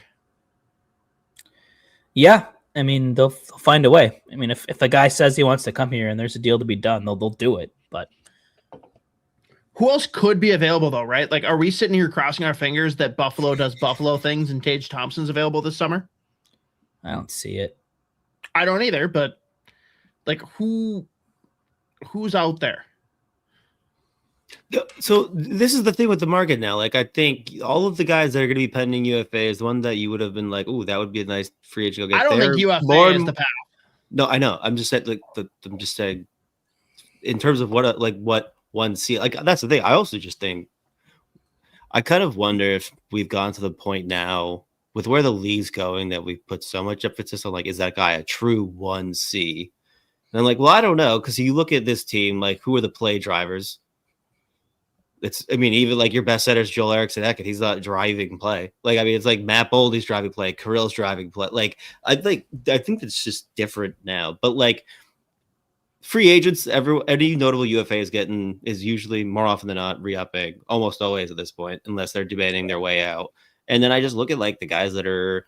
And then also the fact that this year there's been just several teams who were either supposed to be bad that ended up now like being in the mix or very good. And so those guys are off the table. Like, I just don't know how many there really are. The one guy that I've said before, and I have seen zero reports that this player is available. It's just in my head. I'm like, that guy rocks. Nico Hischier of New Jersey is just like completely fucked. And like, they're not heading in any kind of good direction. I'm all in on Nico Hischier. But like, I haven't seen these team captain, have not seen any reports that he's available. But I love Nico Hischier, so I'm like, I love the way that guy plays. But then and again, the other player that said I'm not going anywhere unless it gets so miserable, I would do another, like, get Ryan O'Reilly in for one more year, because I kind of think you're at the point now where like you look at what the Wild have. Like, if Danilo Yurov can continue playing, and what's O'Reilly going to cost? I don't know. I'm just throwing names out there. Because I just look at like what they have right now, and like, I don't know what centers become available the next 6 months, year, 18 months, but like in the meantime, you can hang on to guys like Yurov, Eriksson, like the guys you have at center now. Like, if they can keep developing and like pushing up the lineup, becoming those players, that's good. Just some of the names that are going to be UFAs this summer. We've talked about a couple of them: Schmaltz, Alex Tuck, who I'm sure they'll have interest in as a winger option, Ovechkin, Malkin, Charlie Coyle, Anthony Mantha, Jordan Eberle, Claude Giroux, from the Wild themselves: Johansson, Zuccarello, Tarasenko, Anders Lee at age 36. It's a bad year. Bobby McMahon, who I think could be a sleeper target for the Wild at the deadline. In terms, we talked a little bit about that bottom six scoring ad. 29 years old, last year of a deal, $1.35 million cap hit. I could see him being a fit at the deadline, but Michael Bunting, Eli Tolvanen, Eric Halla, Victor Arvidsson, Mason Marchment, Corey Perry, Oliver Bjorkstrand, like it's a lot of guys that probably don't really move the needle for you in terms of like, and that's the free agent route that's expiring this year. I mean, you could maybe, in terms of trade targets, you look at maybe who's expiring the following year, which I'll get a couple of those pulled up here. Courtesy of Puckpedia on this. Kucherov, DeBrincat, Stone, O'Reilly, Hischier, Lehkonen. But again, are any of those guys moving? Probably not. Jared McCann. I've also Jared McCann's also, that's another name we brought up before, but I mean, not happening. Heard of him. Yeah, heard of him. But you know, it's like I've honestly at this point, just given what the market is, like I just kind of started going through just like teams where it's like young players that clearly for whatever reason don't really have a path to like big minutes. And I'm still all aboard the Shane Wright train. So if there's any way to get that guy, I would do that in a second. Like, is he going to be a fucking point per game player in the NHL? Like play driver? Probably not. But I think like if you give him minutes, which for whatever reason, after a really good year last year, Seattle's like, nah, we're just going to not play him. And yeah, we're going to tell everyone that we want to trade him and then basically do nothing about that. But to continue to barely play him. But I mean, he put up legit points last year. And I still think like once he's in the right situation, I think he can be a guy that gives you 60, 70 points at center position. But like I've started doing that where I'm just like going through teams where I'm like, I know that I like this player. I like them in their draft year. There's apparently just no path for this player to play big minutes with this NHL team. Like I wouldn't mind going and just like trying to find guys that I think are ready to play now, but just haven't really been given a legit look. But that's where I'm at with this market. Yeah, I think I'm open to that. I just wonder if Guerin's sitting there going like, I'm in win now. I don't have time to wait to see if Shane Wright in 2 years is the guy. Right. Yeah. Like I think prior to a Quinn Hughes Bad trade, for the window. Yeah. And I think if the Wild don't trade for Quinn Hughes, I think they're all over those kinds of deals, right? Where you're trying to look at, okay, we got Faber, we have Boldy, we have Eric Zanek, we have kind of you'd have Bouillon, Rossi, some of those types. Like, yeah, and maybe then a Shane Wright type is a little more interesting where your contention windows 2-3 years out versus it's now to 3 years down the road. So again, that's the other area that's tough to navigate. And I think for the Wild, like, it's nice that they finally have money, but the cap going up, so does every other team. And so that's really no longer an advantage that it was for teams the past couple of years. Z, you want to get riled up and bothered? World Hockey Report, one of your favorite reporting outlets, has made a new account called Minnesota Hockey Report. No, they didn't. Is it just tweeting the attendance numbers? I don't know. They did, but I only know because they followed me. I would have known. I would have no idea otherwise. They have one follower and they're following 15. Let's see who the 15 are. Let's see. They followed U.S. Women's National Soccer Team, Bleacher Report, NHL, Mini Hockey, Pull Tab Sports, MN Hockey Dog, St. Paulstead, cool, Dave Spihar, Minnesota Wild, 10K Takes, Minnesota Frost, USA Hockey, World Hockey Report, weird, MN State of Hockey, and me. Hell yeah. Quite the move. Sucks. They're committed to their weird bit. Let's see. Hang on. Their bio reads, chronically butthurt Canadian with an unhealthy obsession with the state of hockey. All right. At least they're honest. I feel like it's someone that created the account to troll World Hockey Report. I don't know.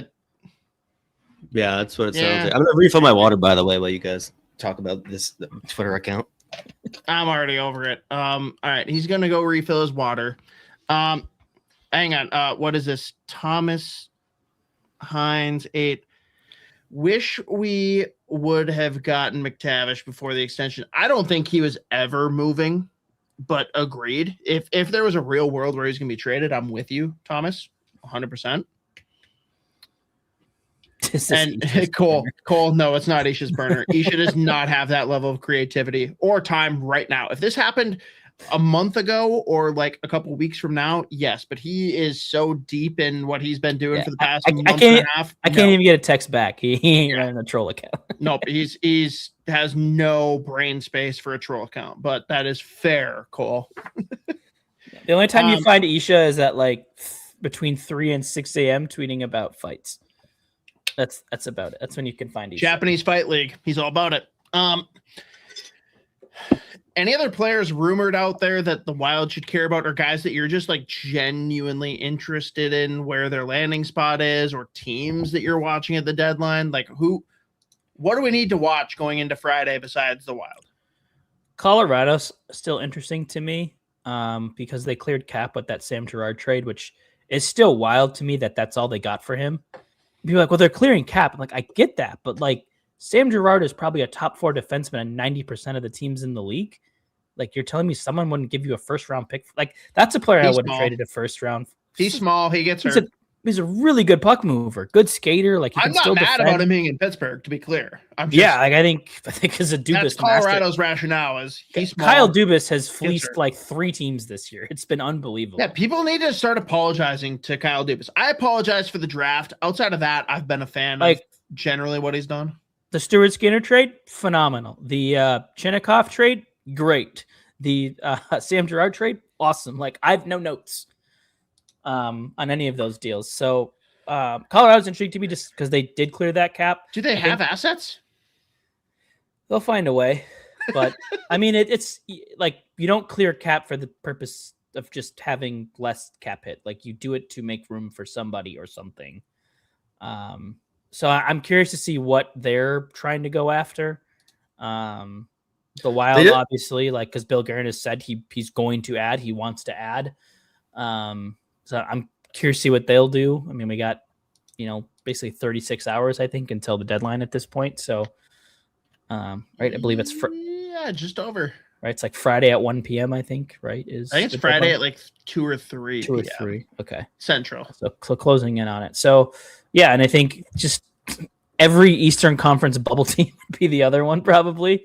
Like team that I'm watching just for that what we talked about earlier. Just there's so much uncertainty about what those teams will decide to do. I love that Colorado went out and acquired Nick Blankenberg for a 5th round pick. Like, it just if you designed a Colorado Avalanche defender in a lab, like a depth piece, it's Nick Blankenberg. Like, just a 5'9" elite skating puck mover. Yeah, they acquired Sam Girard Light for a 5th round pick. Yeah, I love Nick Blankenberg. So I was just like, hell yeah. Also, they're just good at this stuff, I guess. I don't know. $800,000 on a 1-year deal. He rules. Cole, non-Wild, is Werenski ever going to get help? Probably I hope so. I want Columbus to be good. I have no issue with Columbus. I mean, one of Brett's favorite players is historically, famously, Columbus Blue Jacket. Fuck off. Sir Marchment. He's referring to Koivu. Oh, true. So, Marchment has been great though for Columbus. God, drop his hand up. There we go. Now he's got his jersey up. He's got the Koivu jersey up. That's fucked up.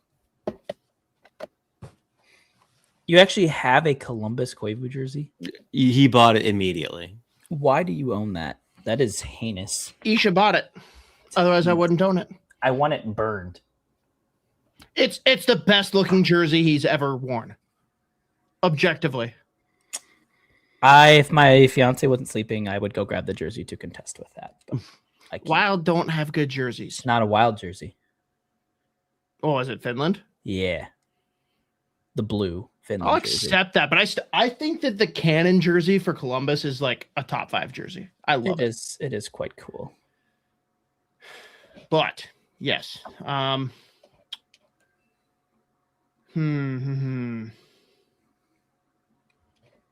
Is there?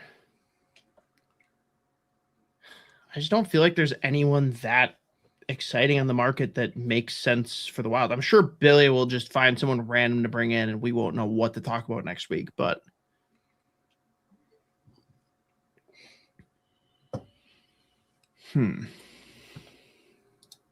Please get Mikko to sign it. I think he's back in Finland coaching.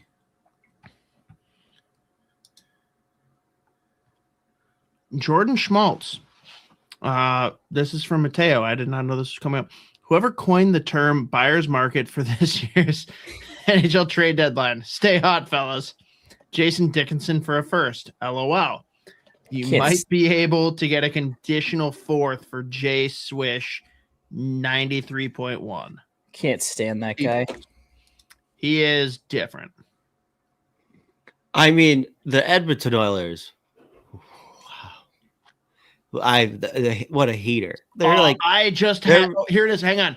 Someone posted Stan Bowman and Oilers this season traded away 2027 first, 2027 third, 2028 second, 2029 second, Stuart Skinner, Brett Kulak, and Andrew Mangiapane. They added Spencer Stastny, Tristan Jarry, Samuel Poulin, Connor Murphy, Jason Dickinson, Colton Dock. It's fucking terrible. They're really testing out the let's see how God mode Connor McDavid can go in the playoffs literally by himself and with Leon. I think hilarious to me that they hired him. Like, yeah. What? The one thing I will give them credit for is with the two trades they made today, although they overpaid, at least they did add some guys who can actually play defense. Like whose skill is defense and isn't fire wagon. I need to win a game 7-5. Also, hasn't Stuart Skinner been crushing it in Pittsburgh? Like he's been pretty fine. I wouldn't say crushing it by any means. He's been fine. And they'll probably flip him at some point. I think he's been better than Jari. Like Jari, I think has like a sub 860 save percentage. And the craziest thing to me, it's not a secret to anyone that listens to this show. Like there is no one that I follow more closely or enjoy listening to more than Jeff Merrick. But the fact that he got in a heated debate with Wyshynski about how are we sure it's the goaltending and not the team? And his argument was, well, look, Skinner was bad, but then they bring in Tristan Jarry and the same thing happens. Well, maybe it's not the goaltending. What are you talking about? These are two goalies that are bad goalies. Like Tristan Jarry has had good stretches, and he was on waivers last year. If he had a full bill of health, never got injured, maybe Tristan Jarry's a great goalie. But to say that Tristan Jarry comes in and that proves that it's the team, not goalies, is insane to me. They're going to go. They're going to trade for Binnington. Honestly, they should. Why not? Why not? At this point, they can't make any dumber decisions in that. It's crazy that they're like, yeah, let's trade Skinner for Jarry and pay up to do it and not have them retain salary. Like, what? I'm just curious between Mark Spector and Stan Bowman, who Edmonton fans will want executed first. I think they would pick Bowman because he makes actual decisions, where Spector just says dipshit things to their players. Spector's going to single-handedly drive McDavid out of Edmonton. That was if anything, McDavid could say, I don't want this guy to have a job. They'd be like, okay. That's a great question. Thank you. It's a great question. Thank you. That was wild. I think that's something along those lines. Him and McDavid usually aren't adversaries. It's usually him and Draisaitl that go head to head, and it's very funny because Leon gives spicy. zero fucks. Yeah. Well, Connor does the thing where he's like, Spec, and I talked to you a second after the press conference. Like he pulls himself up. Like he literally after it was like last year or 2 years ago. Yeah, he's like, I remember that one. Spec, I talked to you, man. It's like, oh shit. He's like, sure. Could you stop asking me fucking insane questions? What the fuck are you doing?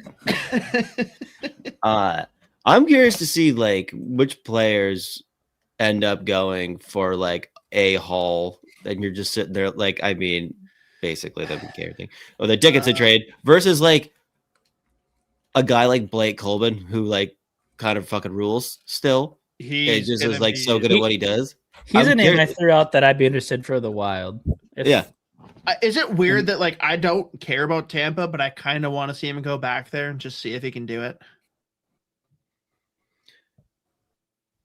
No, I would imagine that it's.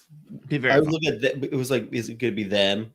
That felt like the most logical landing spot for him. But like, he's really good. But like, I feel like when you look at like the Dickinson package, it's like I feel like that might be the same price for like Blake Coleman.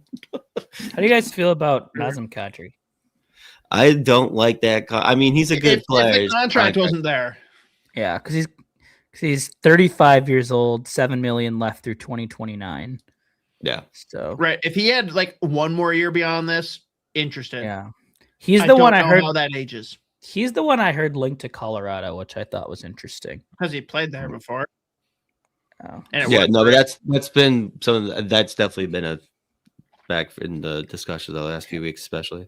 I think Nashville's going to be interesting if they move either Stamkos or Ryan O'Reilly. How do you like Stamkos for the Wild? Because that's been talked about. I'd be fine with it. I don't think he would. I think he would cost you something, but given he's got an $8 million cap hit. Well, but the real question is, you spend up and get retention. Because I don't know if the Wild can handle the full load of that cap. I just wonder how much he's got left in the tank at 36. Right. With 2 more years still after this year. He's been really good in 2026.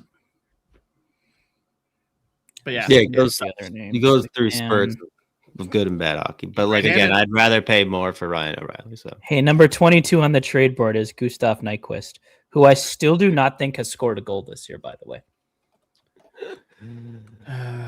I'm going to verify that, but I believe he has 0 goals and 8 assists.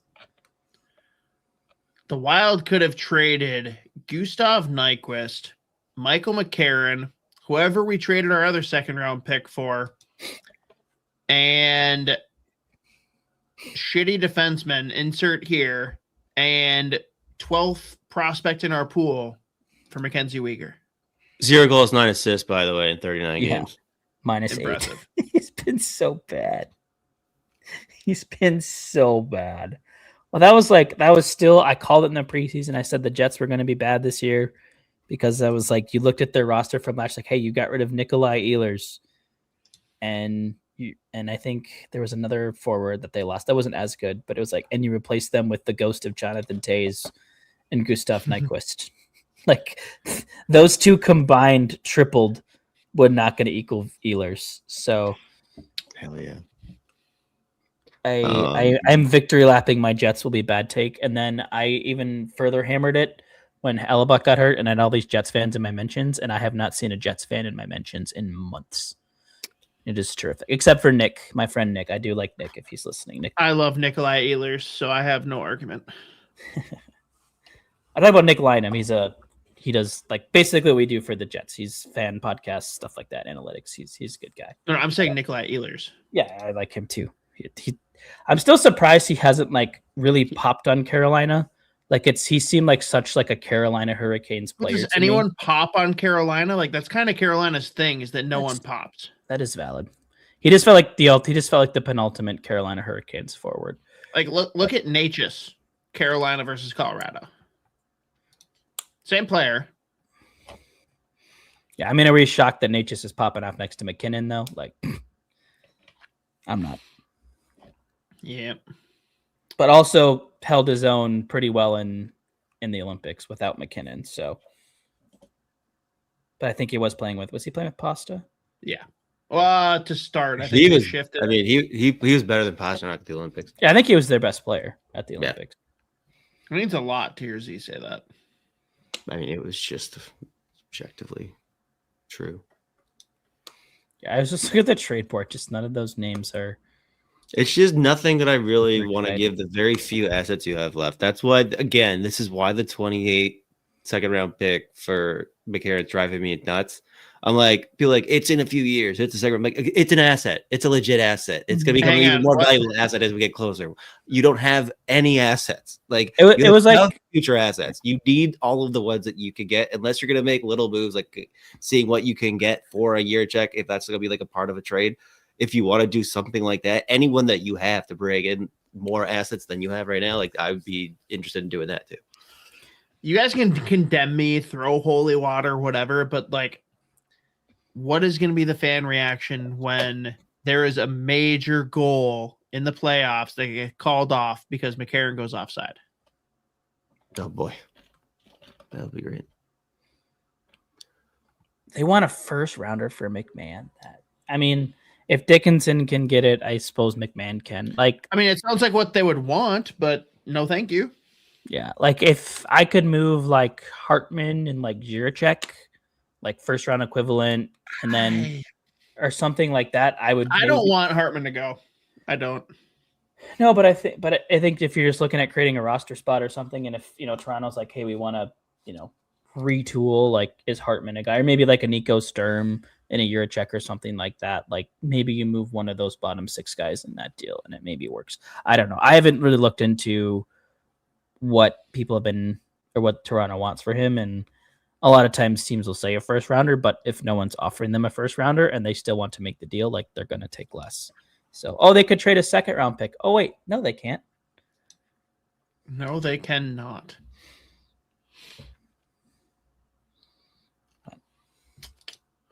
Brutal.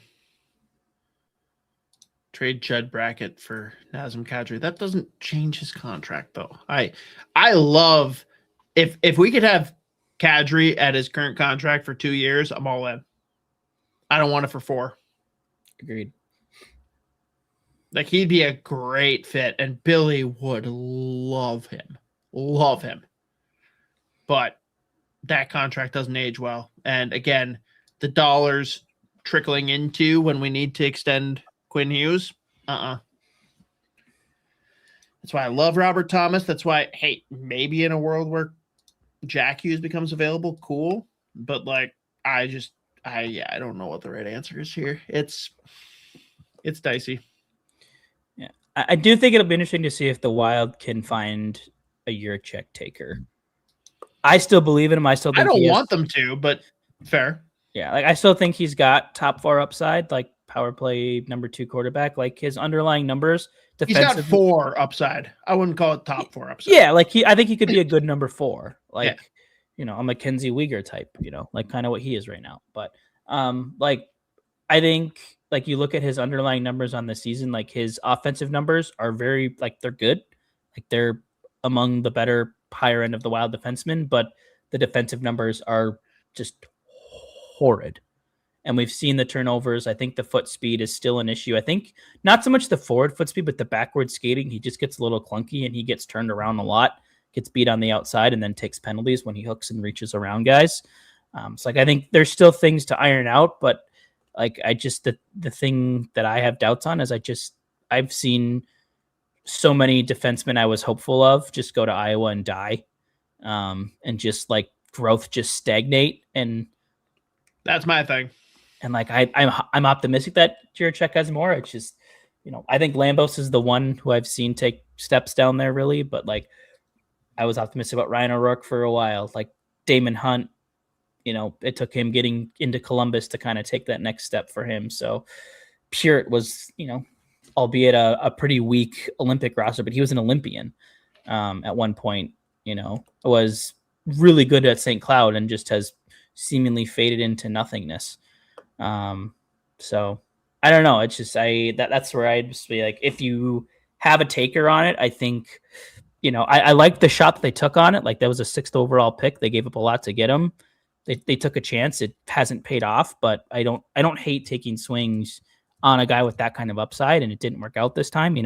Not often Judd Brackett misses, but maybe that was one they'd like to click the undo button on. But I think it's not a Judd Brackett miss as much as it is, what the fuck are we doing to develop these kids in Iowa? Yeah, like it's amazing how that team can be so consistently bad and just take 0 steps. It's different. You've had different. It's coaching. Really hard to be that bad consistently in the AHL. Mm-hmm. Like that.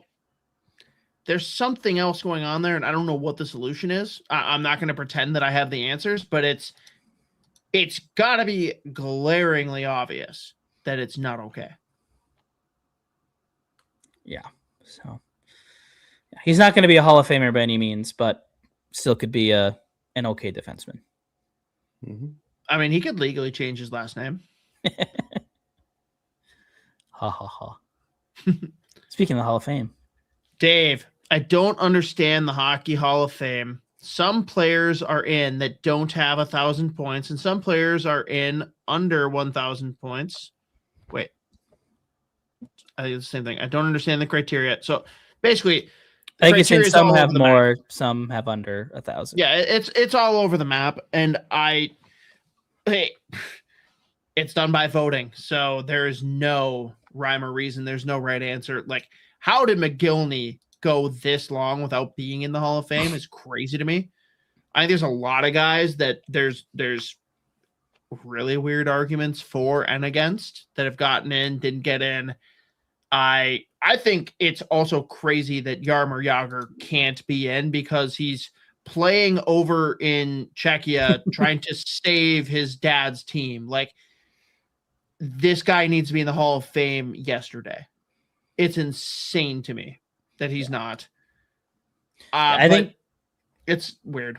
Yeah, points are definitely a huge part of it. But a lot of times voters are also looking at things like awards won.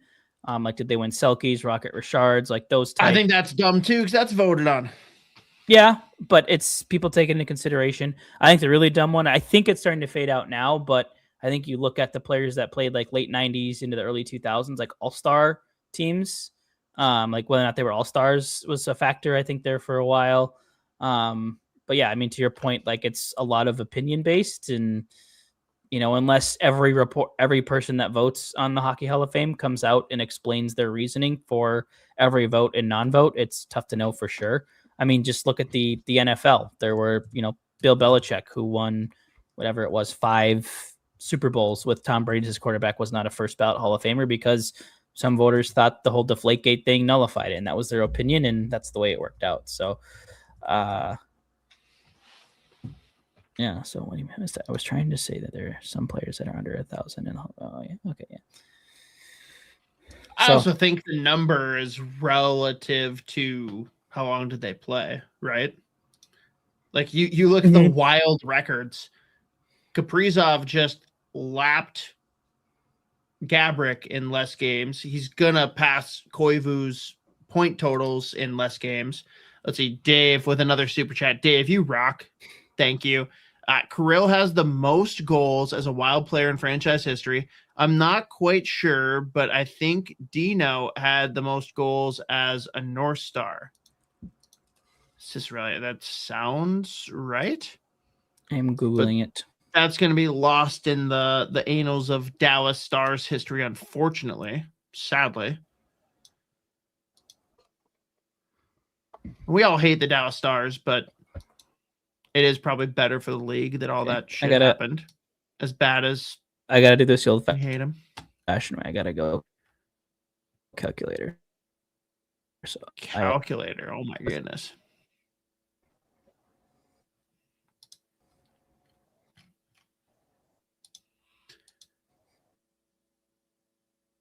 Well, we wait for his calculator. See, are we on the same page then? Like, we really don't want to see the Wild do much before Friday?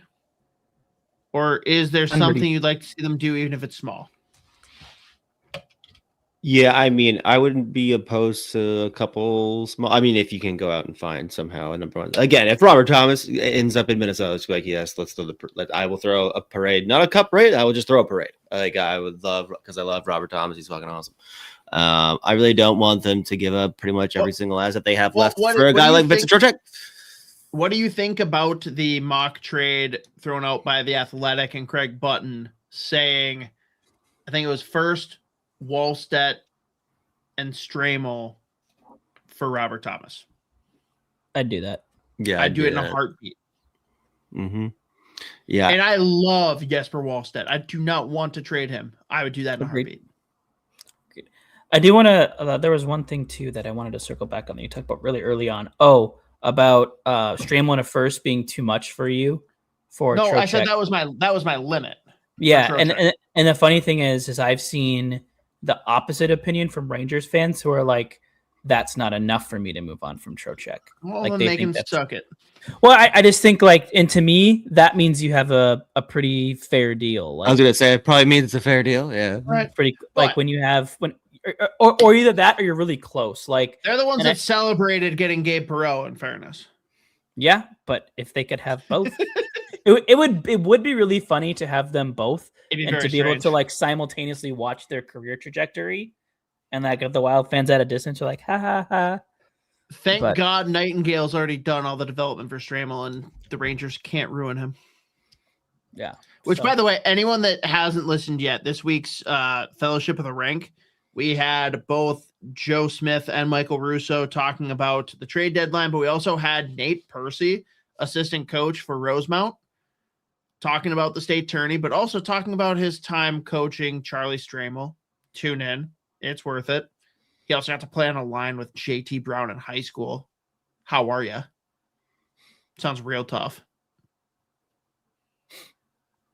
But yes, I think it'd be very funny to see Charlie Stramel go to the Rangers after all of this, but I just don't want to see him go for nothing. And I'm not saying Trocheck's nothing. Like, if it's a first and Stramel for Trocheck, I'm okay with it. I just, again, you're pretty much saying you're not going to upgrade in a meaningful way beyond now. And I don't know that that's enough to win you a cup. If our goal is to win a round or two, then yes, do it. I don't think that's Leopold's or Billy's goal. I don't think the Wild are going to trade year off. Because then they're kind of back where they started. And if they do, it better be for a true 1C. If Euro's part of a Matthews package in a world where you can actually afford him, sure, do it. I don't think they're going to trade him in season, because then it puts them back to we're still kind of down a forward. I think there's room to trade a Hartman type, more of that physical forward, but I don't see them moving on the one lone offensive upside that currently exists in the bottom six right now. Especially after everything we know about how much they targeted and isolated him in that draft. Yeah. I don't know. Z, do you have anything else? Anything we want to talk about? Or Mateo, do we have any other super chats or anything noteworthy from the comment section in general that we need to hit on? Just had another super chat come in with state tourney picks. Got a speaking of high school tournament. What's your guys' picks to win? A pick, double A pick. Z, you're okay. You don't have to answer this. For me, if I'm going single A, I'm always caveat. I've got two teams that I've always pulled for, single A and double A, and they both just happen to be sick right now, which works out great. Hibbing, and say what you want. I loved Adam Johnson. When he was in high school, his sophomore year was the first year that me, my brother, and another buddy from college did a fantasy draft the morning of on Friday, because that's our big tourney day at Tom Reed's. And I took Adam Johnson, and he got a hat trick that day. So I love Adam Johnson. Rest in peace, buddy. I always pull for Hibbing. And I always pull for Moorhead because their jerseys, the Spuds, are just a sick mascot logo. And I love Matt Cullen. Undersung hero for the back-to-back cups for Pittsburgh. So I always cheer for both those teams. I said my championship for double A was going to be Moorhead against Rosemount. For single A, I'm going to say Hibbing Warroad. I'm going to say Hibbing wins. I'm going to lean Spuds win, but I think Spuds Rosemount will be a better matchup than everyone thinks. And yes, cool. Everyone loves Moorhead. Correct. I'm going to go Delano Minnetonka, I think, for my two picks. I can't pick section 2 in single A. I can't bring myself to do it. Yeah, I know. Watching their game today, they just looked, that game was close for a little bit. It was close for a while, but they pulled away. They played with a speed that I just didn't see in the other teams, and I think as they get into these, and I think they just have they're just a bit deeper. I think I like what they have top to bottom, but yeah, I don't think Hibbing's a bad pick either. I think their game, the score was a lot closer than what that game really was. Like they had a lot of chances that off posts, and Dodge County's goalie in his own right had a very, very good game as well. Made some big saves, especially in the first period of that game. So yeah, Class AA is it always like, I think this year is probably like one of the more, I mean, I guess the last couple AA's only got one private school, by the way, and they're the 8th seed. Yeah, Gentry, who somehow squeaked through both White Bear and Hill Murray. Yep. Cathedral lost today, so I will say that I post this on Twitter. It's an unpopular comment. I don't like the Hibbing jerseys currently.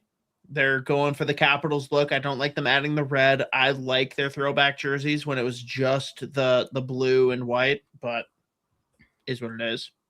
Moorhead's jerseys will always rock. Grand Rapids does have good jerseys. Grand Rapids always has good jerseys. Yes. Orange is just it just shout out Micah Miller. Micah Miller of St. Cloud State. He was my hero when he just buried EP in the tourney. Just goes to orange, underrated color. Like I think a lot of the in high school hockey, not in the NHL. Yeah, because it was in the NHL. Flyers, Ducks. Really just Flyers. Well, the Ducks have a whole alt that's like all orange. Mm-hmm. They like orange breezers, orange helmets, everything. But they don't bother me. Just Philly does. Oh yeah, I just don't like their design. The block thing on the sleeve. I've never been a fan of theirs. Yeah, fair. The Ducks ones I would like better if they went with black breezers, black helmets with that set instead of mono orange. But oh, Cole. Yeah, the bracket I posted was through Better Edge. Still open until I believe puck drop for the first game on Thursday at 11 a.m. Mine. Through Better Edge, it's $100 gift card to Soda Stick for the winner. 0 cost. You just got to sign up and set up an account on Better Edge, which you should if you're in Minnesota anyways, because it's legal sports betting, which you're not going to find anywhere else in Minnesota, sadly. Fuck our government. It's a joke. Z, I'm actually curious, and I don't want to put you on the spot, but I guess I'm going to. How many like communities / teams can you name from Minnesota high school hockey? Oh, like 0. No, that's not true. You can I bet you can hit at least 10 if you actually tried. Yeah, I won't be able to pull off 10 right now, not even a little bit close. But I could he's too tired.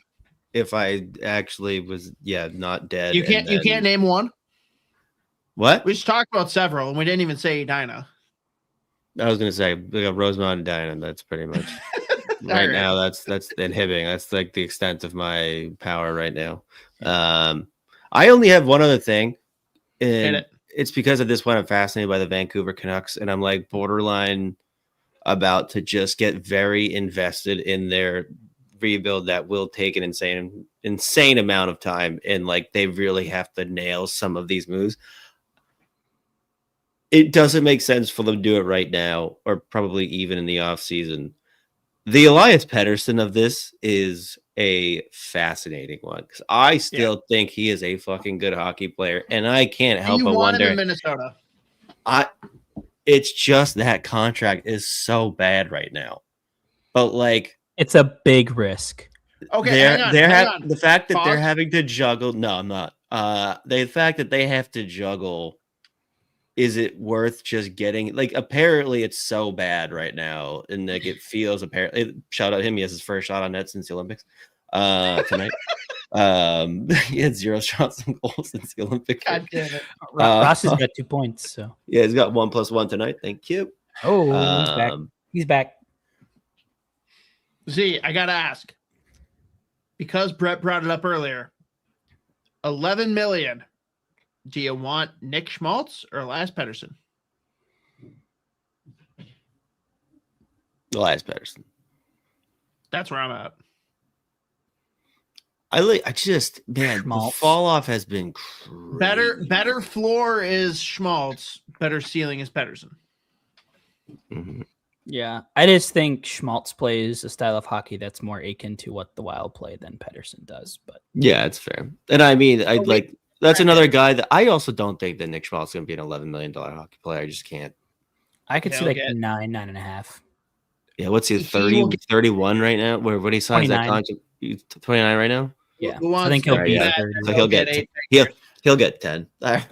He'll get 10 million. But he's just like such a consistent, like 20, 25 goals, 60, 60. He is the safe bet for sure. He's just like, and he can play with really good players. And he's just a low maintenance to his job. Straight line.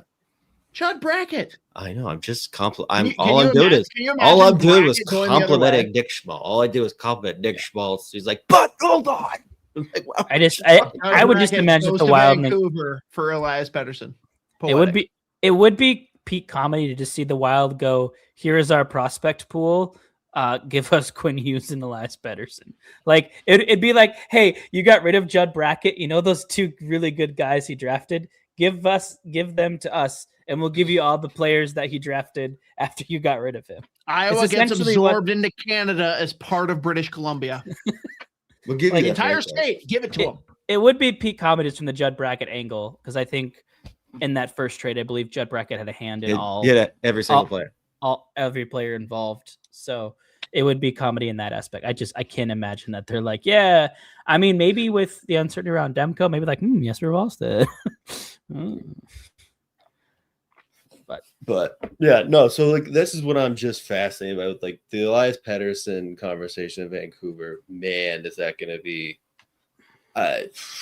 There's so much term left of that deal. There's so much money. I think he's got like a modified or a full no move or no trade thing. Again, I'm sure he would be like, I'll go somewhere. Maybe that's who Colorado's clearing cap for. I think the Wild should trade for both Elias Pettersson and JT Miller.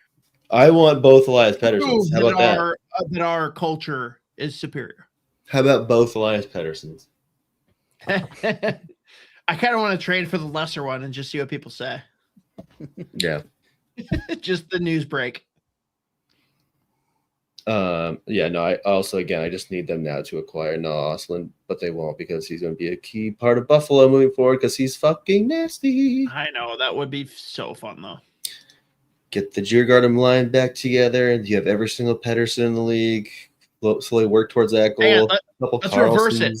Let's reverse engineer. What could they trade Lekkerimaki and Ogren for from Buffalo? Yeah.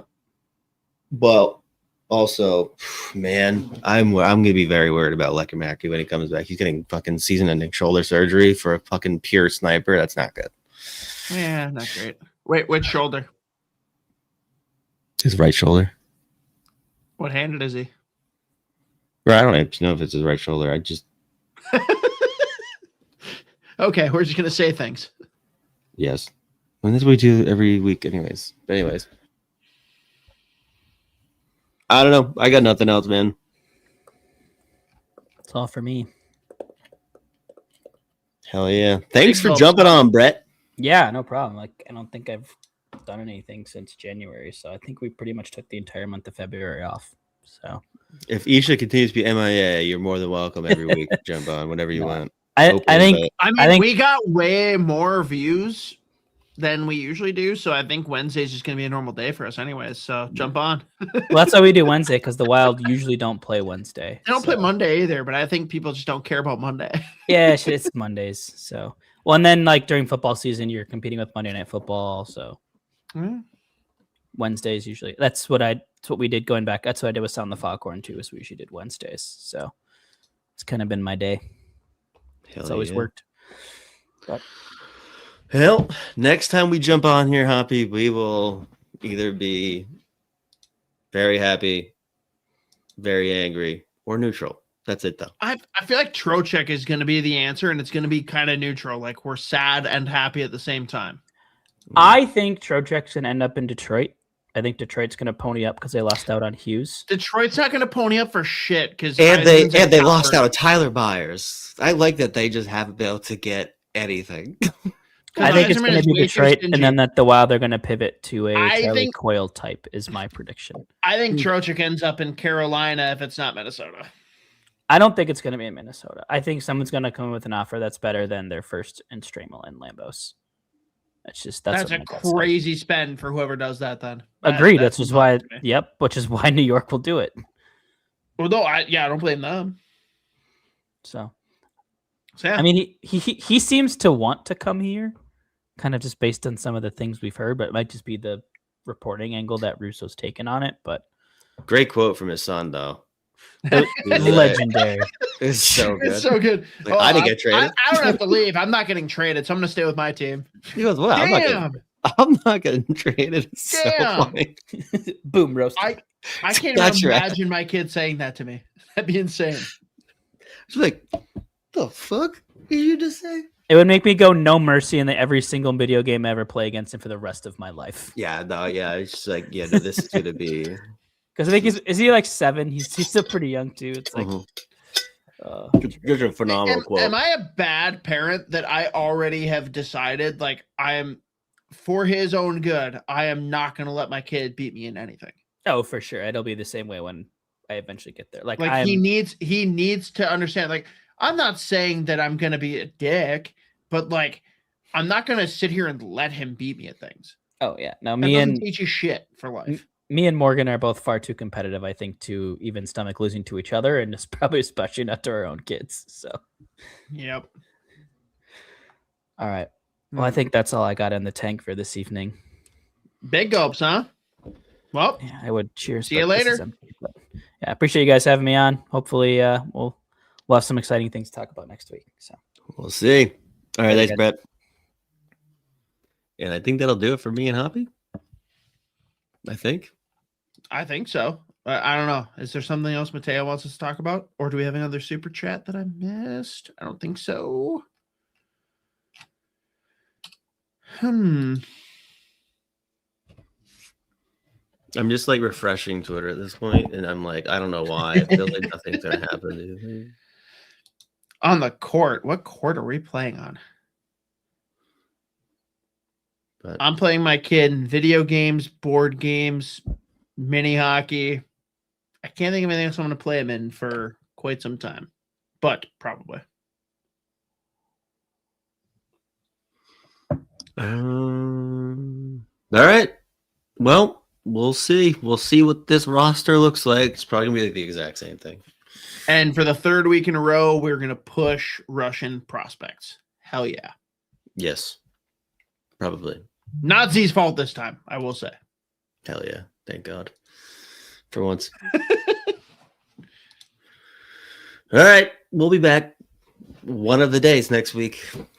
Yeah. Peace.